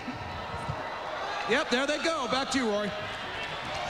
Thank you, Danny. Shut up and skate. That's what Amy Craig has to say. Yeah, two people that don't like each other going after first to 50 points. And the first jam of the night is underway. Denise Loden and Shea Brown lead the pack out of there. They said, give us somebody who can make a move to start this game, and it was Loden who jumped out and knocked Shea Brown down easily. And that leaves, guess who? Amy Craig and Jennifer Matthews. And Matthews, she's been talking a lot of smack this year. Though right now she's living up to it. 37 points, Rory. She's off to a great start. All she needed was a team in which she could really shine, and this is it so far. The Dice, Craig and Matthews. Well, let's give it to both of them. They're both tremendous skaters. Now Shea Brown and Denise Loden get back there to block for their respective teams. And so far, neither jammer's been able to get an inch. And Loden's about to take care of Matthews as Shea Brown does the same thing to Amy Craig. They were double kills at just about simultaneously. The two leaders of the team, the Warrior Princess and Lips Loden, who's taken out and taunting her, Roy. She's smacking her fanny. Little patty pat there. It doesn't hurt except for your pride. But look at this move by Loden to take Jenny Matthews out of this play. Boy, that'll stop you, won't it? Yeah, you bet. And then the exclamation point from Denise. That's just a way to get under her skin. All right, second jam of this first period, and guess who jumps out there one more time? Amy Craig and Jennifer Matthews, of course. You know, it's weird, as you mentioned it, both from the Quakes, two girls that left the Bod Squad and now really flourish in the systems that they're in. Well, you're not kidding. They were good skaters with the Quakes, but they never had a chance to really emerge the way they have with these two teams. Either one really got the better of that last jam. 25 seconds left in the jam as Amy Craig gets taken out of there. And the Hot Dice men are all up on their feet cheering Jennifer Matthews. Brian Gamble gave the speech, but it's the Hot Dice men who are standing and the Riot men who are just kind of sitting there passively on the bench. And here comes Shea Brown. That's not a passive move. She opens the way for Matthews. She got two. She got three in my book. Three big ones. There you go, a couple more points there. What's she up to now? 39 points on the season. Open up the bigger league on Amy Craig. And she gets ever closer to 50. For some reason, that's important to both these girls. First to 50. We'll see who's on top at the end of the season. Oh, here they go. Here goes a fight breaking out, too. And it's a bad one. Loden and Shea Brown. The two leaders trying to make a statement tonight. Two powerful ladies, too. One called a Warrior Princess. The other one, I don't know how powerful it is, though. He's got a hold of her hair, and she's smiling. I think her hair is caught on his shirt. How'd Corbin ever arrange that? Yeah, he set that one up. He sure did. He curled that hair right into the button of his referee's shirt. That's something you think the King would do. Not a ref here. Maybe the King taught him. Look at the King over there and Amanda Hertz. They're going face-to-face arguing in the middle of the infield. Two managers that have big egos and would sell their soul for a victory. Here goes the third jam of this first period, the third and final jam. Amy Craig, Laura Weintraub, or Denise Loden, rather, gets out there. Jennifer Matthews gets knocked down, as does Brown. Boy, Loden's having a big first period. And she comes over to give another little whack as Craig goes around the track. That's what Loden does, Rory. Doesn't necessarily score all the points, but sets up other players. And Amy Craig, you see how quickly she gets to the back of the pack? She still has 25 seconds to score. Plenty of time to try and figure out how to get through that double block, although it'd probably take us about an hour and a half. However, Loden's there to throw her body into the pile, and Amy Craig just prances right on through. You know what? Something is up tonight. Look at Lips Loden. She's taking it all out right now on Jenny Matthews over there. Oh, you're not kidding, and now Shea Brown wants to stand up for her team. Boy, these two from the opening whistle have gone at it tooth and nail. See that move by Loden to take them both out of there, and that left Amy Craig with a clear path to get to the back of the pack. And then how about that move by Loden? Watch Amy. Tiptoe to victory right there. You bet.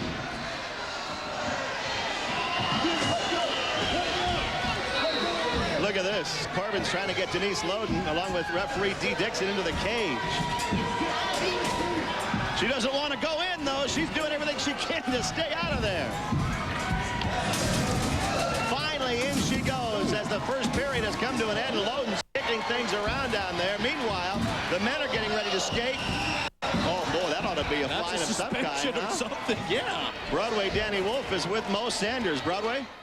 Well, that's right. When the Prophet asks for the mic, hey, it's my privilege, pal. Pal, thank you very much. Consider this a State of the Union address, Danny. Here's an update, ladies and gentlemen. Hot Dice manager Amanda Hertz is a filthy whore of a woman. That's right, Amanda. I know you're pressing charges against Kenneth Logue for sexual harassment, but you know as well as I do that you wanted it more than him. Oh, no. And Denise Loden, you'll be happy to know that I haven't slept for weeks. I haven't slept since you punched me in the genitalia, stuck your tongue down my throat, and beat me about the face with your heavy breasts. Now, ladies and gentlemen, these ladies think they know what you want to see. in WSL. People like Sean Atkinson think that you like violence. Here, hold my ladder while I jump on this poor man's teeth. No, I know for a fact that you do not want violence. I know for a fact that you do not want to watch girls like Denise Loden skate around this track with their big bouncy boobies swaying back and forth. I know you don't want to watch lollipop suckers.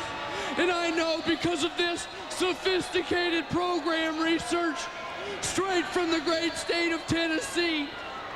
13 people contributed to this study, and it says that you want clean skating, and it says you want changes for the better. Here's an example of a good change.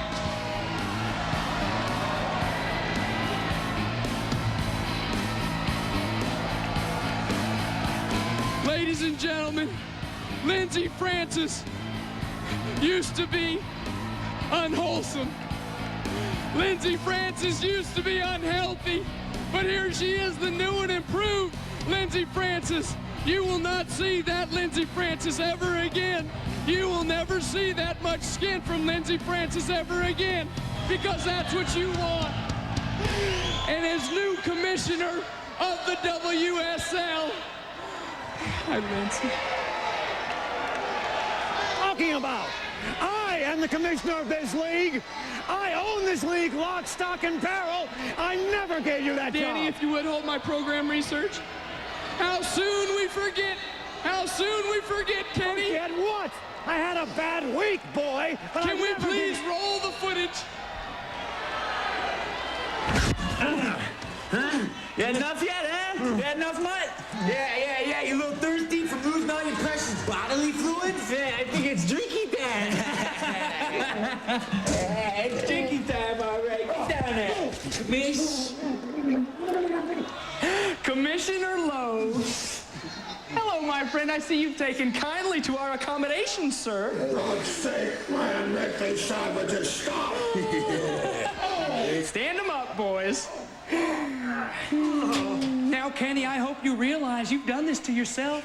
Straying from the path of wholesomeness, just letting loose of your seed to that demoness leather gunning. Is it money you want? Money making stuff, will take it then. Take all of it. Oh, you are a sick, sick man, aren't you? Or should I say sick puppy, huh, boys? The dog dish, the collar, that's a good look for you, Commissioner. No, I don't want your money, sir. We'll let you get your help on your own, but there's one condition, sir. What?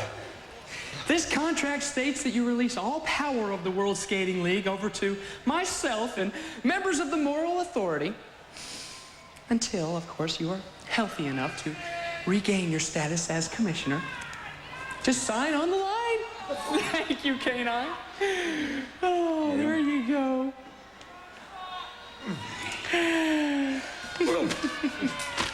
You can keep that pen. That will do. And as new commissioner of the WSL, I do promise to do everything under my power to save this league from damnation. So say it the prophet. Forget this guy. And Commissioner, I don't think you're healthy tonight. Unhealthy, unwholesome. So saith the prophet. There you are, Dan. Well, so saith the acting commissioner, the prophet. Back to you, Rory. All right, thanks a lot, Danny. We'll just have to work up a memory on Lindsey, huh? Get the prophet out of here, I say. We'll be back with the second half in just a minute. All right, we're back. It's just about time for the second half, and it's 17-8. The Hot Dice lead the riot, and here we go with the women back on the track, and the girl jumps right out there, and that's Shea Brown. Oh, but Denise Loden gave her a shot where it's going to knock anybody down. Yeah, what do you call that shot, Rory? I don't call that shot by its name, believe me. Denise Loden and Amy Craig and the king, Richard Brown. Did you see that? He handed Loden a pipe. He handed her a pipe, and she's using it already to whack her way right through that pack and knock everybody down. Brown's the only one left. Oh, and there's a shot between the legs by Loden. Boy, Boy, that pipe will work every time, and Amanda Hurt says, why don't you put your glasses on, Mr. Referee? You didn't see that? Look how slick the King is. I'm not a big fan of his, but oh my gosh. Came back, handed it to her, handed it back to him. Nobody saw anything. Well, we saw it. The King knows about it. Every member of the Hot Dice knows about it. And somehow they let it go. Now, how obvious was that? Corbin didn't see it. He just gave it right out there. Denise Loden and Amanda Hertz are on opposite sides of the spectrum tonight, but they have sandwiched Broadway. Danny Wolf. Danny? All right, thank you. I got to ask you, too, what you thought of the Prophet's speech at halftime. I mean, your actions helped the downfall of Kenneth Lowe, but do you at all feel responsible for the rise of the Prophet? Well, actually, Daniel, you know, I don't condone that type of brutality off the track, usually like that, but in this case, Kenneth Logue III did deserve that, especially for what he's done to myself as well as Miss Loden over here. How about it, Denise? Danny, I feel totally responsible for the rise of the Prophet. I mean, he talks a good one, you know, ripping on me and stuff, but isn't it funny how he always finds a way to come on the track when the oral authority's out here? And let me tell you something, Prophet. You can say whatever you want, but remember, I know how you really feel and how you really too. Oh, man! Oh, man. I don't know, man. I don't even want to think about that. I'd rather think about the lollipop. Forget about the Prophet. Wow. All right, Jenny Matthews and Amy Craig jump out there now in this second jam of the third period. 17-13, the Dice have the lead in this game. How about making Loeb drink out of the dog bowl? That was a little much, wasn't it? No, it wasn't much at all. The guy deserves it. He deserves he's to drink out of a dog bowl. He's not the honorable man that I thought he was. Now that's the Prophet. I'm with the Prophet 100%. You saw the study. You should, yeah. Oh, 13 people. That's conclusive, all right. All right, Shea Brown's up there to block against Weintraub and took her down hard. And that leaves a big jam for the Dice. Goldilocks slips through there, and so did Jenny Matthews. They picked up 5 good ones. Now a fight up there in the corner as Denise Loden gets right into it again. Boy, Denise is having a big game, huh?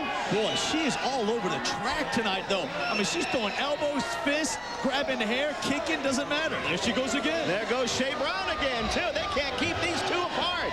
You can't separate them. Not for more than about 60 seconds. Dee Dixon and Sean Corbin, the two referees, try to keep them apart again. But this was a huge play and maneuver by Shea Brown. As you'll see her just take Weintraub down. She did not even flinch. That shows the strength in just her right shoulder just stuck out the whiplash there. She clotheslined her. One more jam left in this women's period. And did you see the speed? Jennifer Matthews, like she shot out of a cannon, gets out there first. And Shea Brown put that helmet on and kind of snuck through the infield. That was a good maneuver. But no matter how quickly they get out, Amy Craig, if she wants to catch them, she can. And she grabbed a handful of hair twice and pulled them both down. She's trying to gain some points back, not just for the team, but for herself.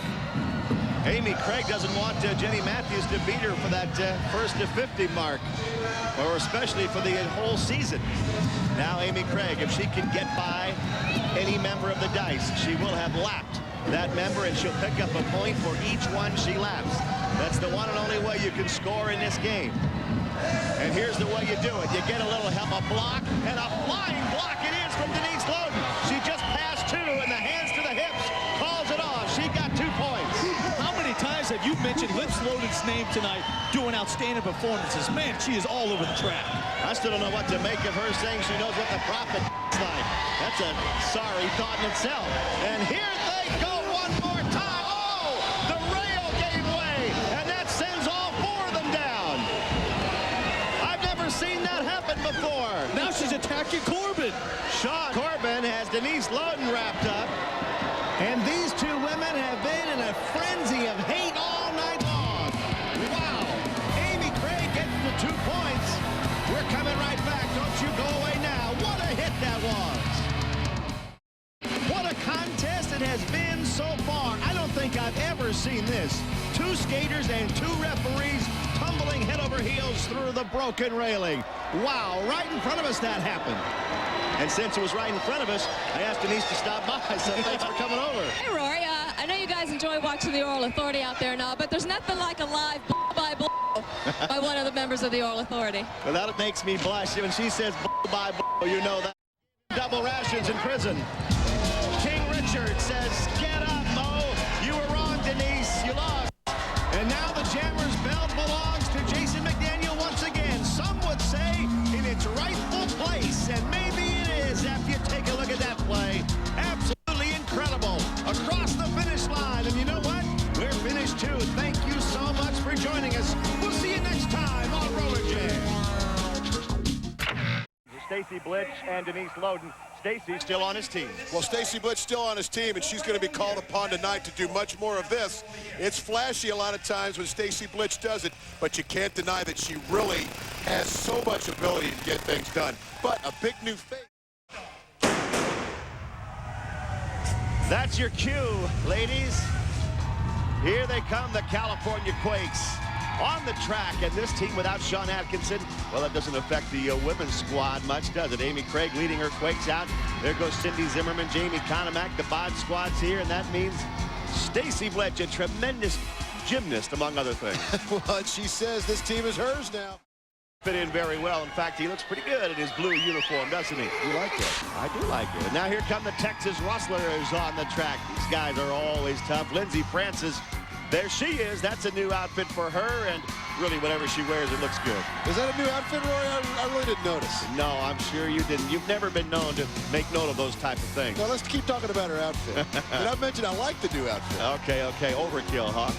Lindsey Francis and the Texas Rustlers, the men about to skate on the track for the Rustlers. Of course, Broadway's checking out Malibu now. Danny? All right, thank you, Rory.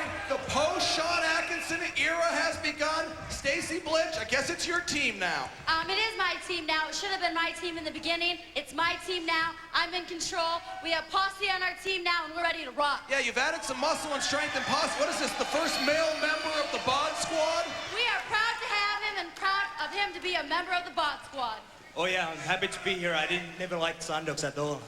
All right, well, good luck. We'll see how they perform without Sean Atkinson. Back to you, Rory and Hawk.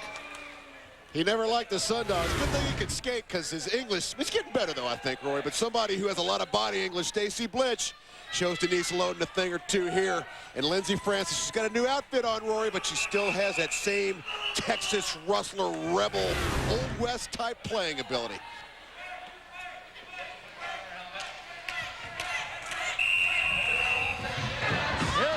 First round of the night. Stacy Blitch gets out there. And look at the little ensemble that Lindsey Francis dug up. Not bad, huh? She's in Rustler black. You think? She's almost out of Rustler black on that first time around the corner. Laura Heiser and Francis get out of the jam for the Rustlers as Francis disposes of Stacy Blitch. And now she'll catch up. So it's Heiser and Francis trying to get on the scoreboard early here for the Texas Rustlers. I'm not sure she bought the right size. I'm talking about the top. Heiser goes up now and gets around Stacy Blitch, knocks her down. That leaves Francis a chance to score as well, and they both move through the pack. Picking off bod squad members as they go. Good jam for the Rustlers. And in this post-Tink Miller era, for Texas, you hear 3 points out of Sean Corbin. But in the post-Tink Miller era, Laura Heiser has really been called upon, and she's stepping up, Rory. You saw her act as almost a blocker out of the jam for Lindsey Francis, a very nicely dressed Lindsey Francis. But great job by Laura Heiser, who's stepping up in place of Tink Miller. Oh, no doubt she is. And she grabs the jammer helmet one more time and gets out there again. Belinda Morgan trying to get out, but she's bottled up in the pack. But Laura Heiser made it. And she goes out now against Jenny Matthews of the Quakes. This is a good matchup. Matthews took a shot and kept on going. Now she pays one right back to Heiser, and neither one of them gives an inch. Two of the young stars in this league, Jennifer Matthews and Laura Heiser. And you can see why, because on the jam, they're both tough. Finally, Matthews gets rid of Laura Heiser and goes on with the jam. But it's not going to be easy once she gets back to the back of that pack where Kerry Johnston is saying, come on, can't you give me any more than that to do? Carrie Johnston working over Jenny Matthews, but she slipped and fell. Matthews trying to get by. She did. She got one. She gets pushed from behind by Heiser, and then Heiser gets taken out hard by Blitch. I got one blue. Laura Heiser still down and hurting. Stacy Blitch is happy, though. We'll be right back with more Roller Jam. 3-1, the Rustlers have the early lead in this game. There you take a look at Lindsey Francis going by on the top of the track. She wants to get out and jam. She has something to prove in this game, and that is that she can lead this team without Talisa Miller. Francis has two Quakes to contend with, Jamie Konomak and Amy Craig. Lindsey Francis is right in the middle. Konomak, one of the Bod Squad. Amy Craig, an all-star skater in her own right. And they get together to dump Lindsey Francis on the jam. See what I'm talking about? That's what I'm talking about. That's what I thought you were talking about.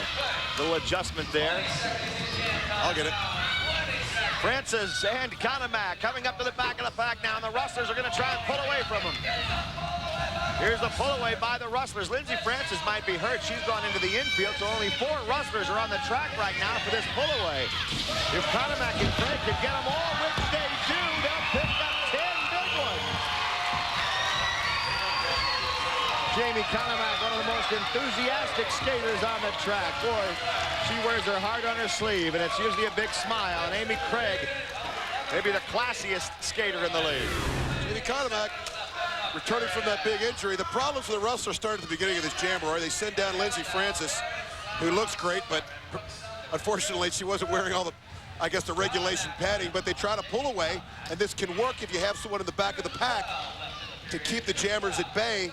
They got a little mixed up, didn't have anybody back there, maybe a little miscommunication, and Jamie Konomak and Amy Craig both very fast took full advantage. And Lindsey Francis is still on the bench. She might have twisted an ankle, or who knows what might have happened, but she's not out there right now. And the Quakes have jumped out 11-3 in this game.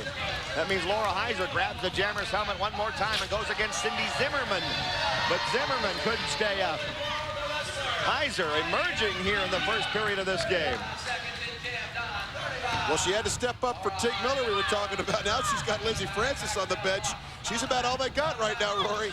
Well, when the chips are down, you find out who you can count on. And right now, Laura Heiser gets by Konomak. She goes by Jenny Matthews. She gets Sunderman. She goes down low and now back up high. Another good jam by Laura Heiser of the Rustlers. She's got some skating ability, doesn't she? Konomak gives her a shot, but she's still going. Can she get by the 2 in front? Only 3 seconds left in the jam. We'll see what they give her, but Laura Heiser did a good job that time. 3 Texas points. 3 Texas points. Well, when Laura Heiser showed up at the arena today, Rory, I think the only thing she was missing was a little black tube top that we like so much, but she brought everything else today. She started out as a blocker on the first jam, getting some points for Lindsey Francis, her teammate, and right there, she just took everything into her own hands. She didn't need a blocker. She was just dicing and slicing. Laura Heiser is saying, hey, I can play this game, people. Lindsey Francis is back on the track. She's shaking off her injury, as they always seem to do in the WSL. As a matter of fact, she wants to jam, and Heather Sunderman feels the right elbow.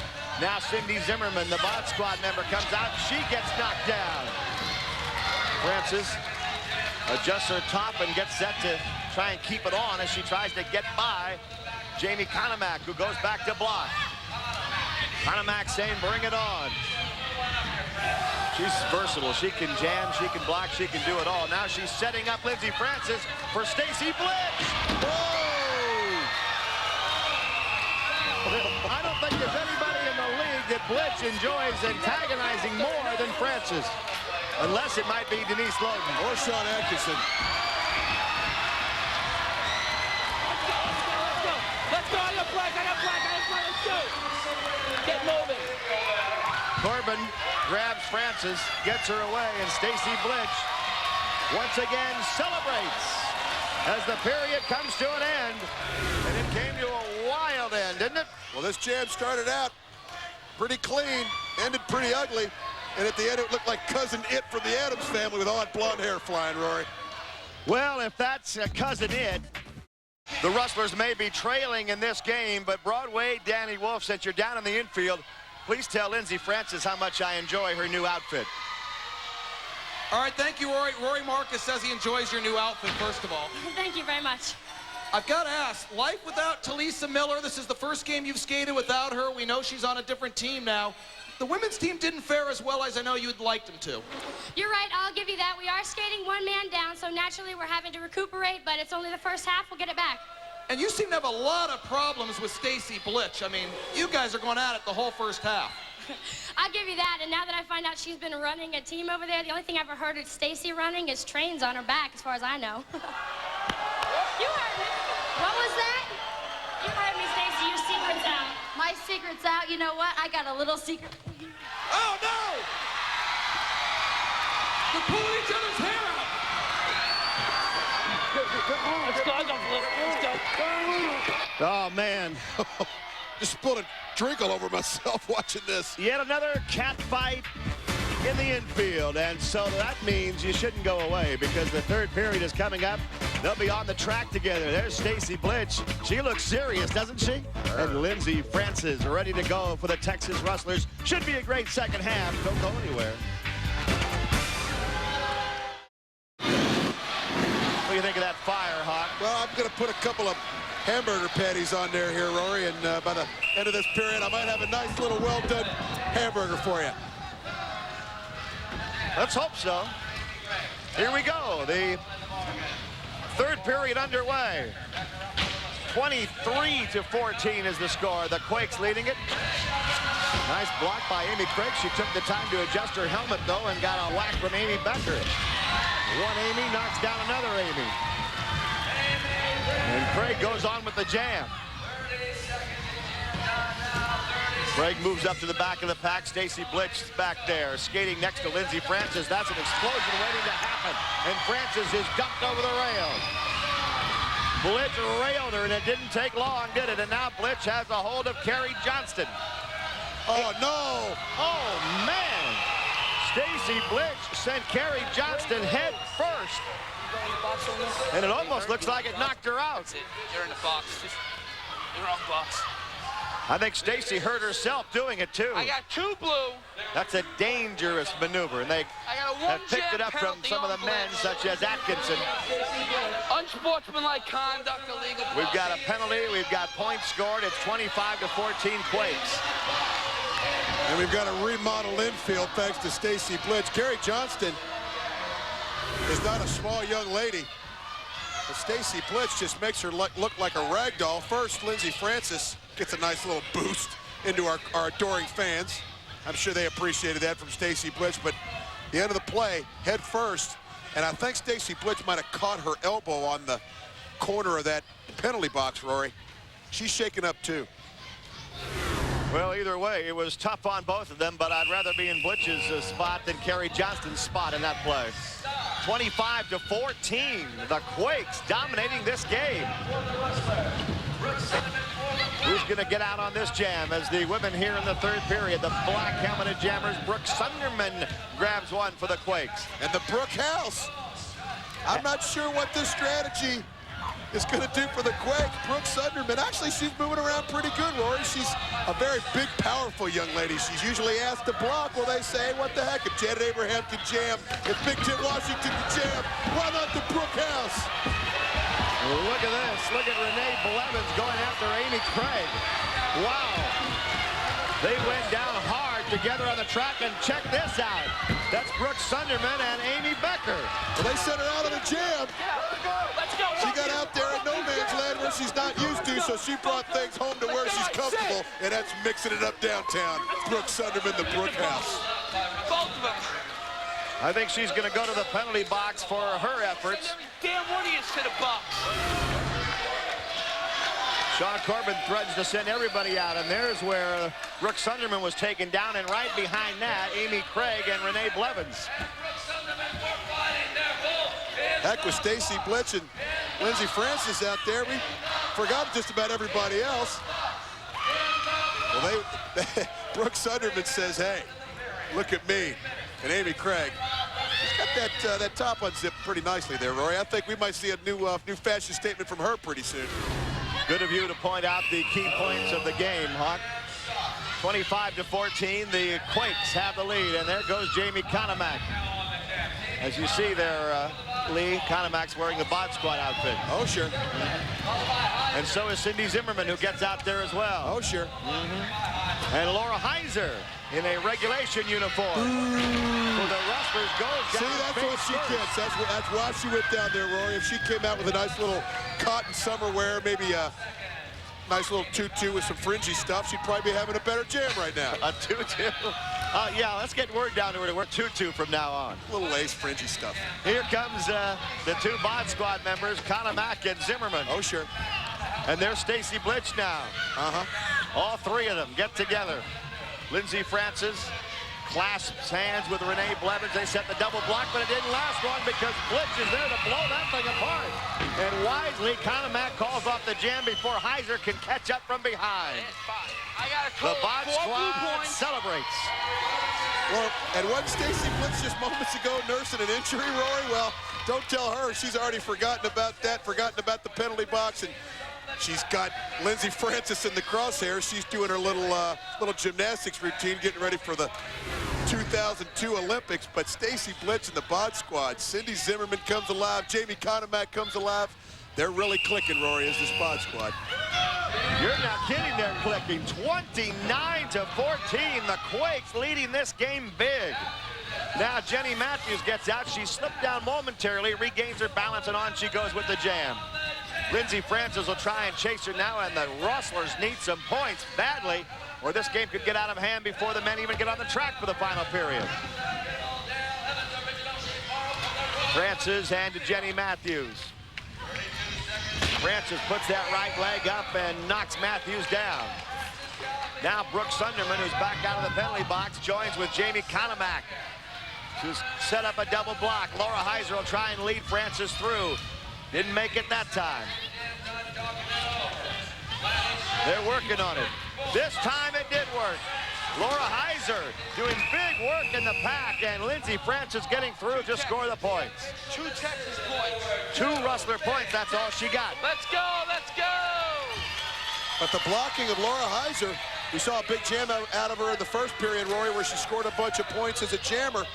Well, she can block too. And Lindsey Francis, the benefactor of some of that power that Laura Heiser has on her resume. Great job for the Rustlers. She has really stepped up, has Laura Heiser, with the absence of Teague Miller and that big trade and the big nightmare that was going on here in Texas. Well, Teague Miller is now an enforcer, and Laura Heiser says, hey, I'm going to make you forget that she was ever here. Time for one more jam here in the third period with a 29-16 Quakes lead. Bod Squad goes down. We were talking about Laura Heiser, and look at her go. As Cindy Zimmerman and Jamie Konomak have to pick themselves up. And there goes Laura Heiser, churning those legs and those arms to get some speed and power going. Blitz windmilling her arms, and there's going to be a battle right now. Heiser goes up into the rail. Renee Blevins and Lindsey Francis knock Blitz down, and Heiser goes through to get the points, and they're going to work on the roller derby queen, Stacy Blitz. Lindsey Francis is all over her. Well, Stacy got a little revenge there. Well, the jam clock just wound down, Rory. These two don't care. They're not interested in playing. They're just interested in fighting. We're back at RollerJam Arena. Lindsey Francis and Stacy Blitz took us to break by fighting, and now Lindsey Francis is with Broadway Danny Wolf. Yeah, Lindsey, you and Stacy were going at it all game long. I mean, you two couldn't have pulled any more hair out than you guys did. I hope you're getting off on this, you dirty little guy. Come on, that's uncalled for, Lindsey. This is a sport. I got to ask you, though, you two are going to be on the same team during the All-Star Challenge. How are you going to be able to cope with her? Look, I am a professional, so I do what's got to be done out here. I handled Talisa, she's gone. Now I handle Stacy, she's gone too. Good luck, Lindsey. Thank you very much. Well, I have a feeling she's a lucky girl, and Broadway Danny Wolf, I don't know. You think he's a dirty little guy? I don't. Traded their losing streak continues. The Quakes win the game 32-30. And you know what? Rusty Montgomery and Stacy Blitch proved they can win, at least tonight, without Sean Atkinson. But what is happening with Sean? Will he ever be back with the Quakes? Will he show up for the upcoming All-Star Challenge against Mark D'Amato's team? Well, we've had quite a battle here in this game, but it's going to get even wilder because the WSL All-Star Challenge is up next. Don't go away. Stay right with us.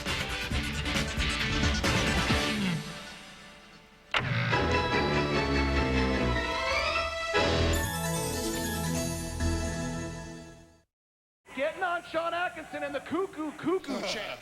Let me tell you something, Sean. You're still what? Cuckoo, cuckoo, cuckoo. All right. Let me ask you, Mark D'Amato, what is it like skating at the same time as the women out there? You're much bigger than, let's say, an Amy Craig. Absolutely. I'm going to take every advantage. If they want to step on the track with me, they got to take the punishment. Thank you, Rory and Hawk. Well, Denise Loden and Amy Craig look nonplussed, unimpressed by D'Amato's threats. Second period of the All-Star Challenge about to get underway once they stop fighting in the pack. That's Atkinson, of course. Weber taunting him as he always does. Richard Brown with a conspiratorial look in toward the infield. What else is new about him? Weber would be well advised to keep that helmet on when he leaves the track and leaves the arena. But here we go. Posse Shalene's out there against Jason McDaniel. Shalene in the orange. And McDaniel with his face painted, he's in the black. I tell you what, some of these guys like McDaniel, I think they skate a pretty clean game most of the time. They might welcome the chance, actually, to play with D'Amato, even though they probably wouldn't admit it. Because on D'Amato's teams, anything goes. Weber's back there to block, and he sends Shalene over the rail and down. Now Atkinson takes up the blocking chores for the Crazy Eights. But Atkinson's being run into the rail. Oh, and there it goes, the lift by McDaniel. McDaniel and Weber worked that together with the hot dice. McDaniel just took out Atkinson. It's an all-star game, but the X-Men, that's one of the pluses of having a teammate that you're accustomed to is moves like that. The rail biter by Jason McDaniel. Sean Atkinson's seen it before, he'll see it again. But he hasn't seen it when they're in the black outfits. He's used to green. You don't have to practice quite as much when you're used to a play like that, the way those two are. And Company D leads this thing 6-3. Boy, who just went flying? Richard Brown got knocked off his feet, and I mean hard, by Stacy Blitch. And now Amy Craig takes the legs out from underneath Jamie Kalamak. They're teammates most of the time, but you would never know it, would you? Lindsey Francis is on the chase. But if Craig decides to accelerate, Francis wouldn't catch her. However, it looks like Amy feels it's inevitable. I might as well wait, see if I can take her out.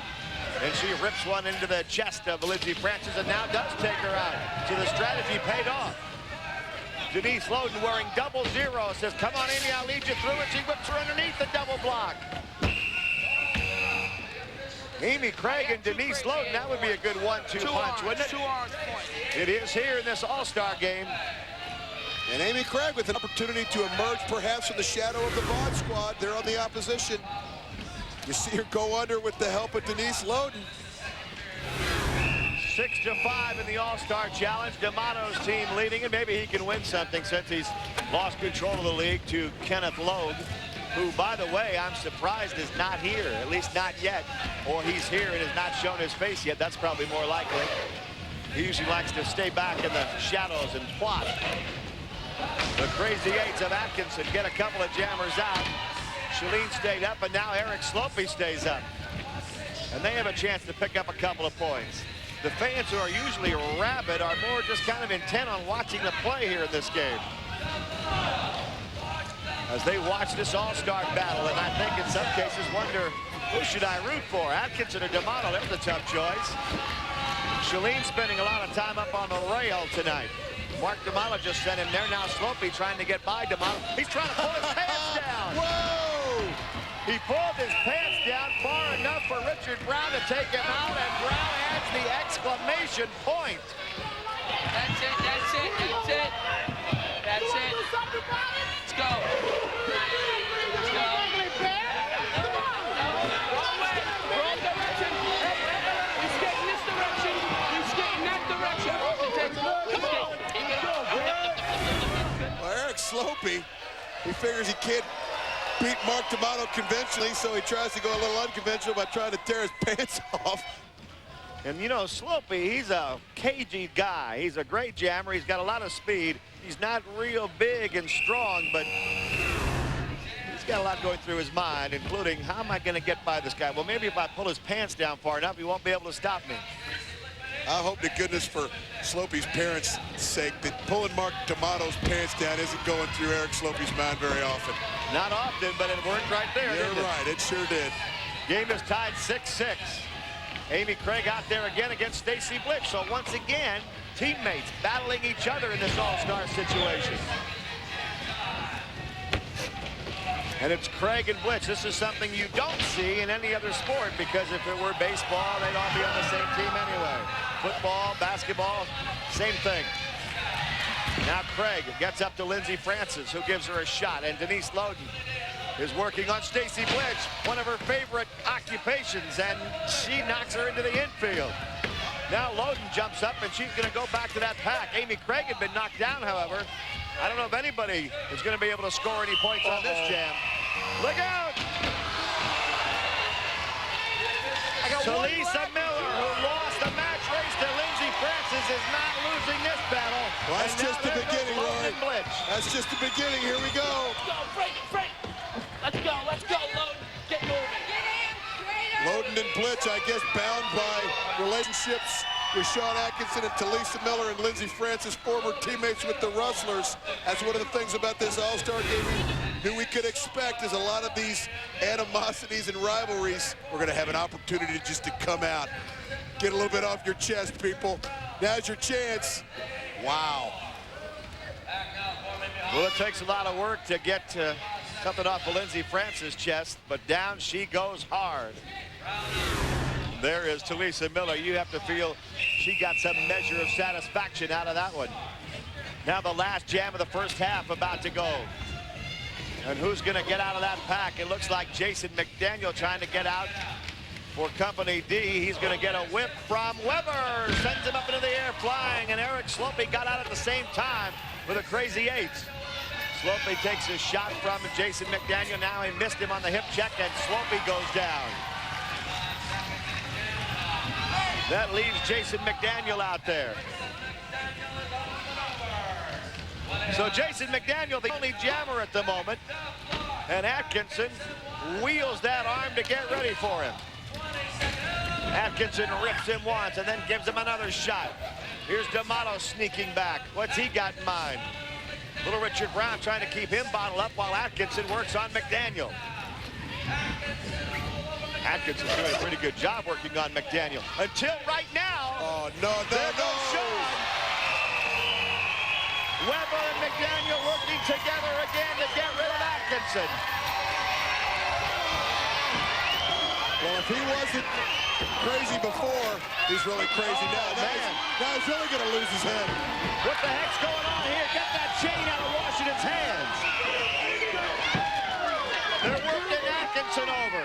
He just got back. He ripped a straight jacket off to come out and play this game, and then try to choke him with a chain. What is this? What is that?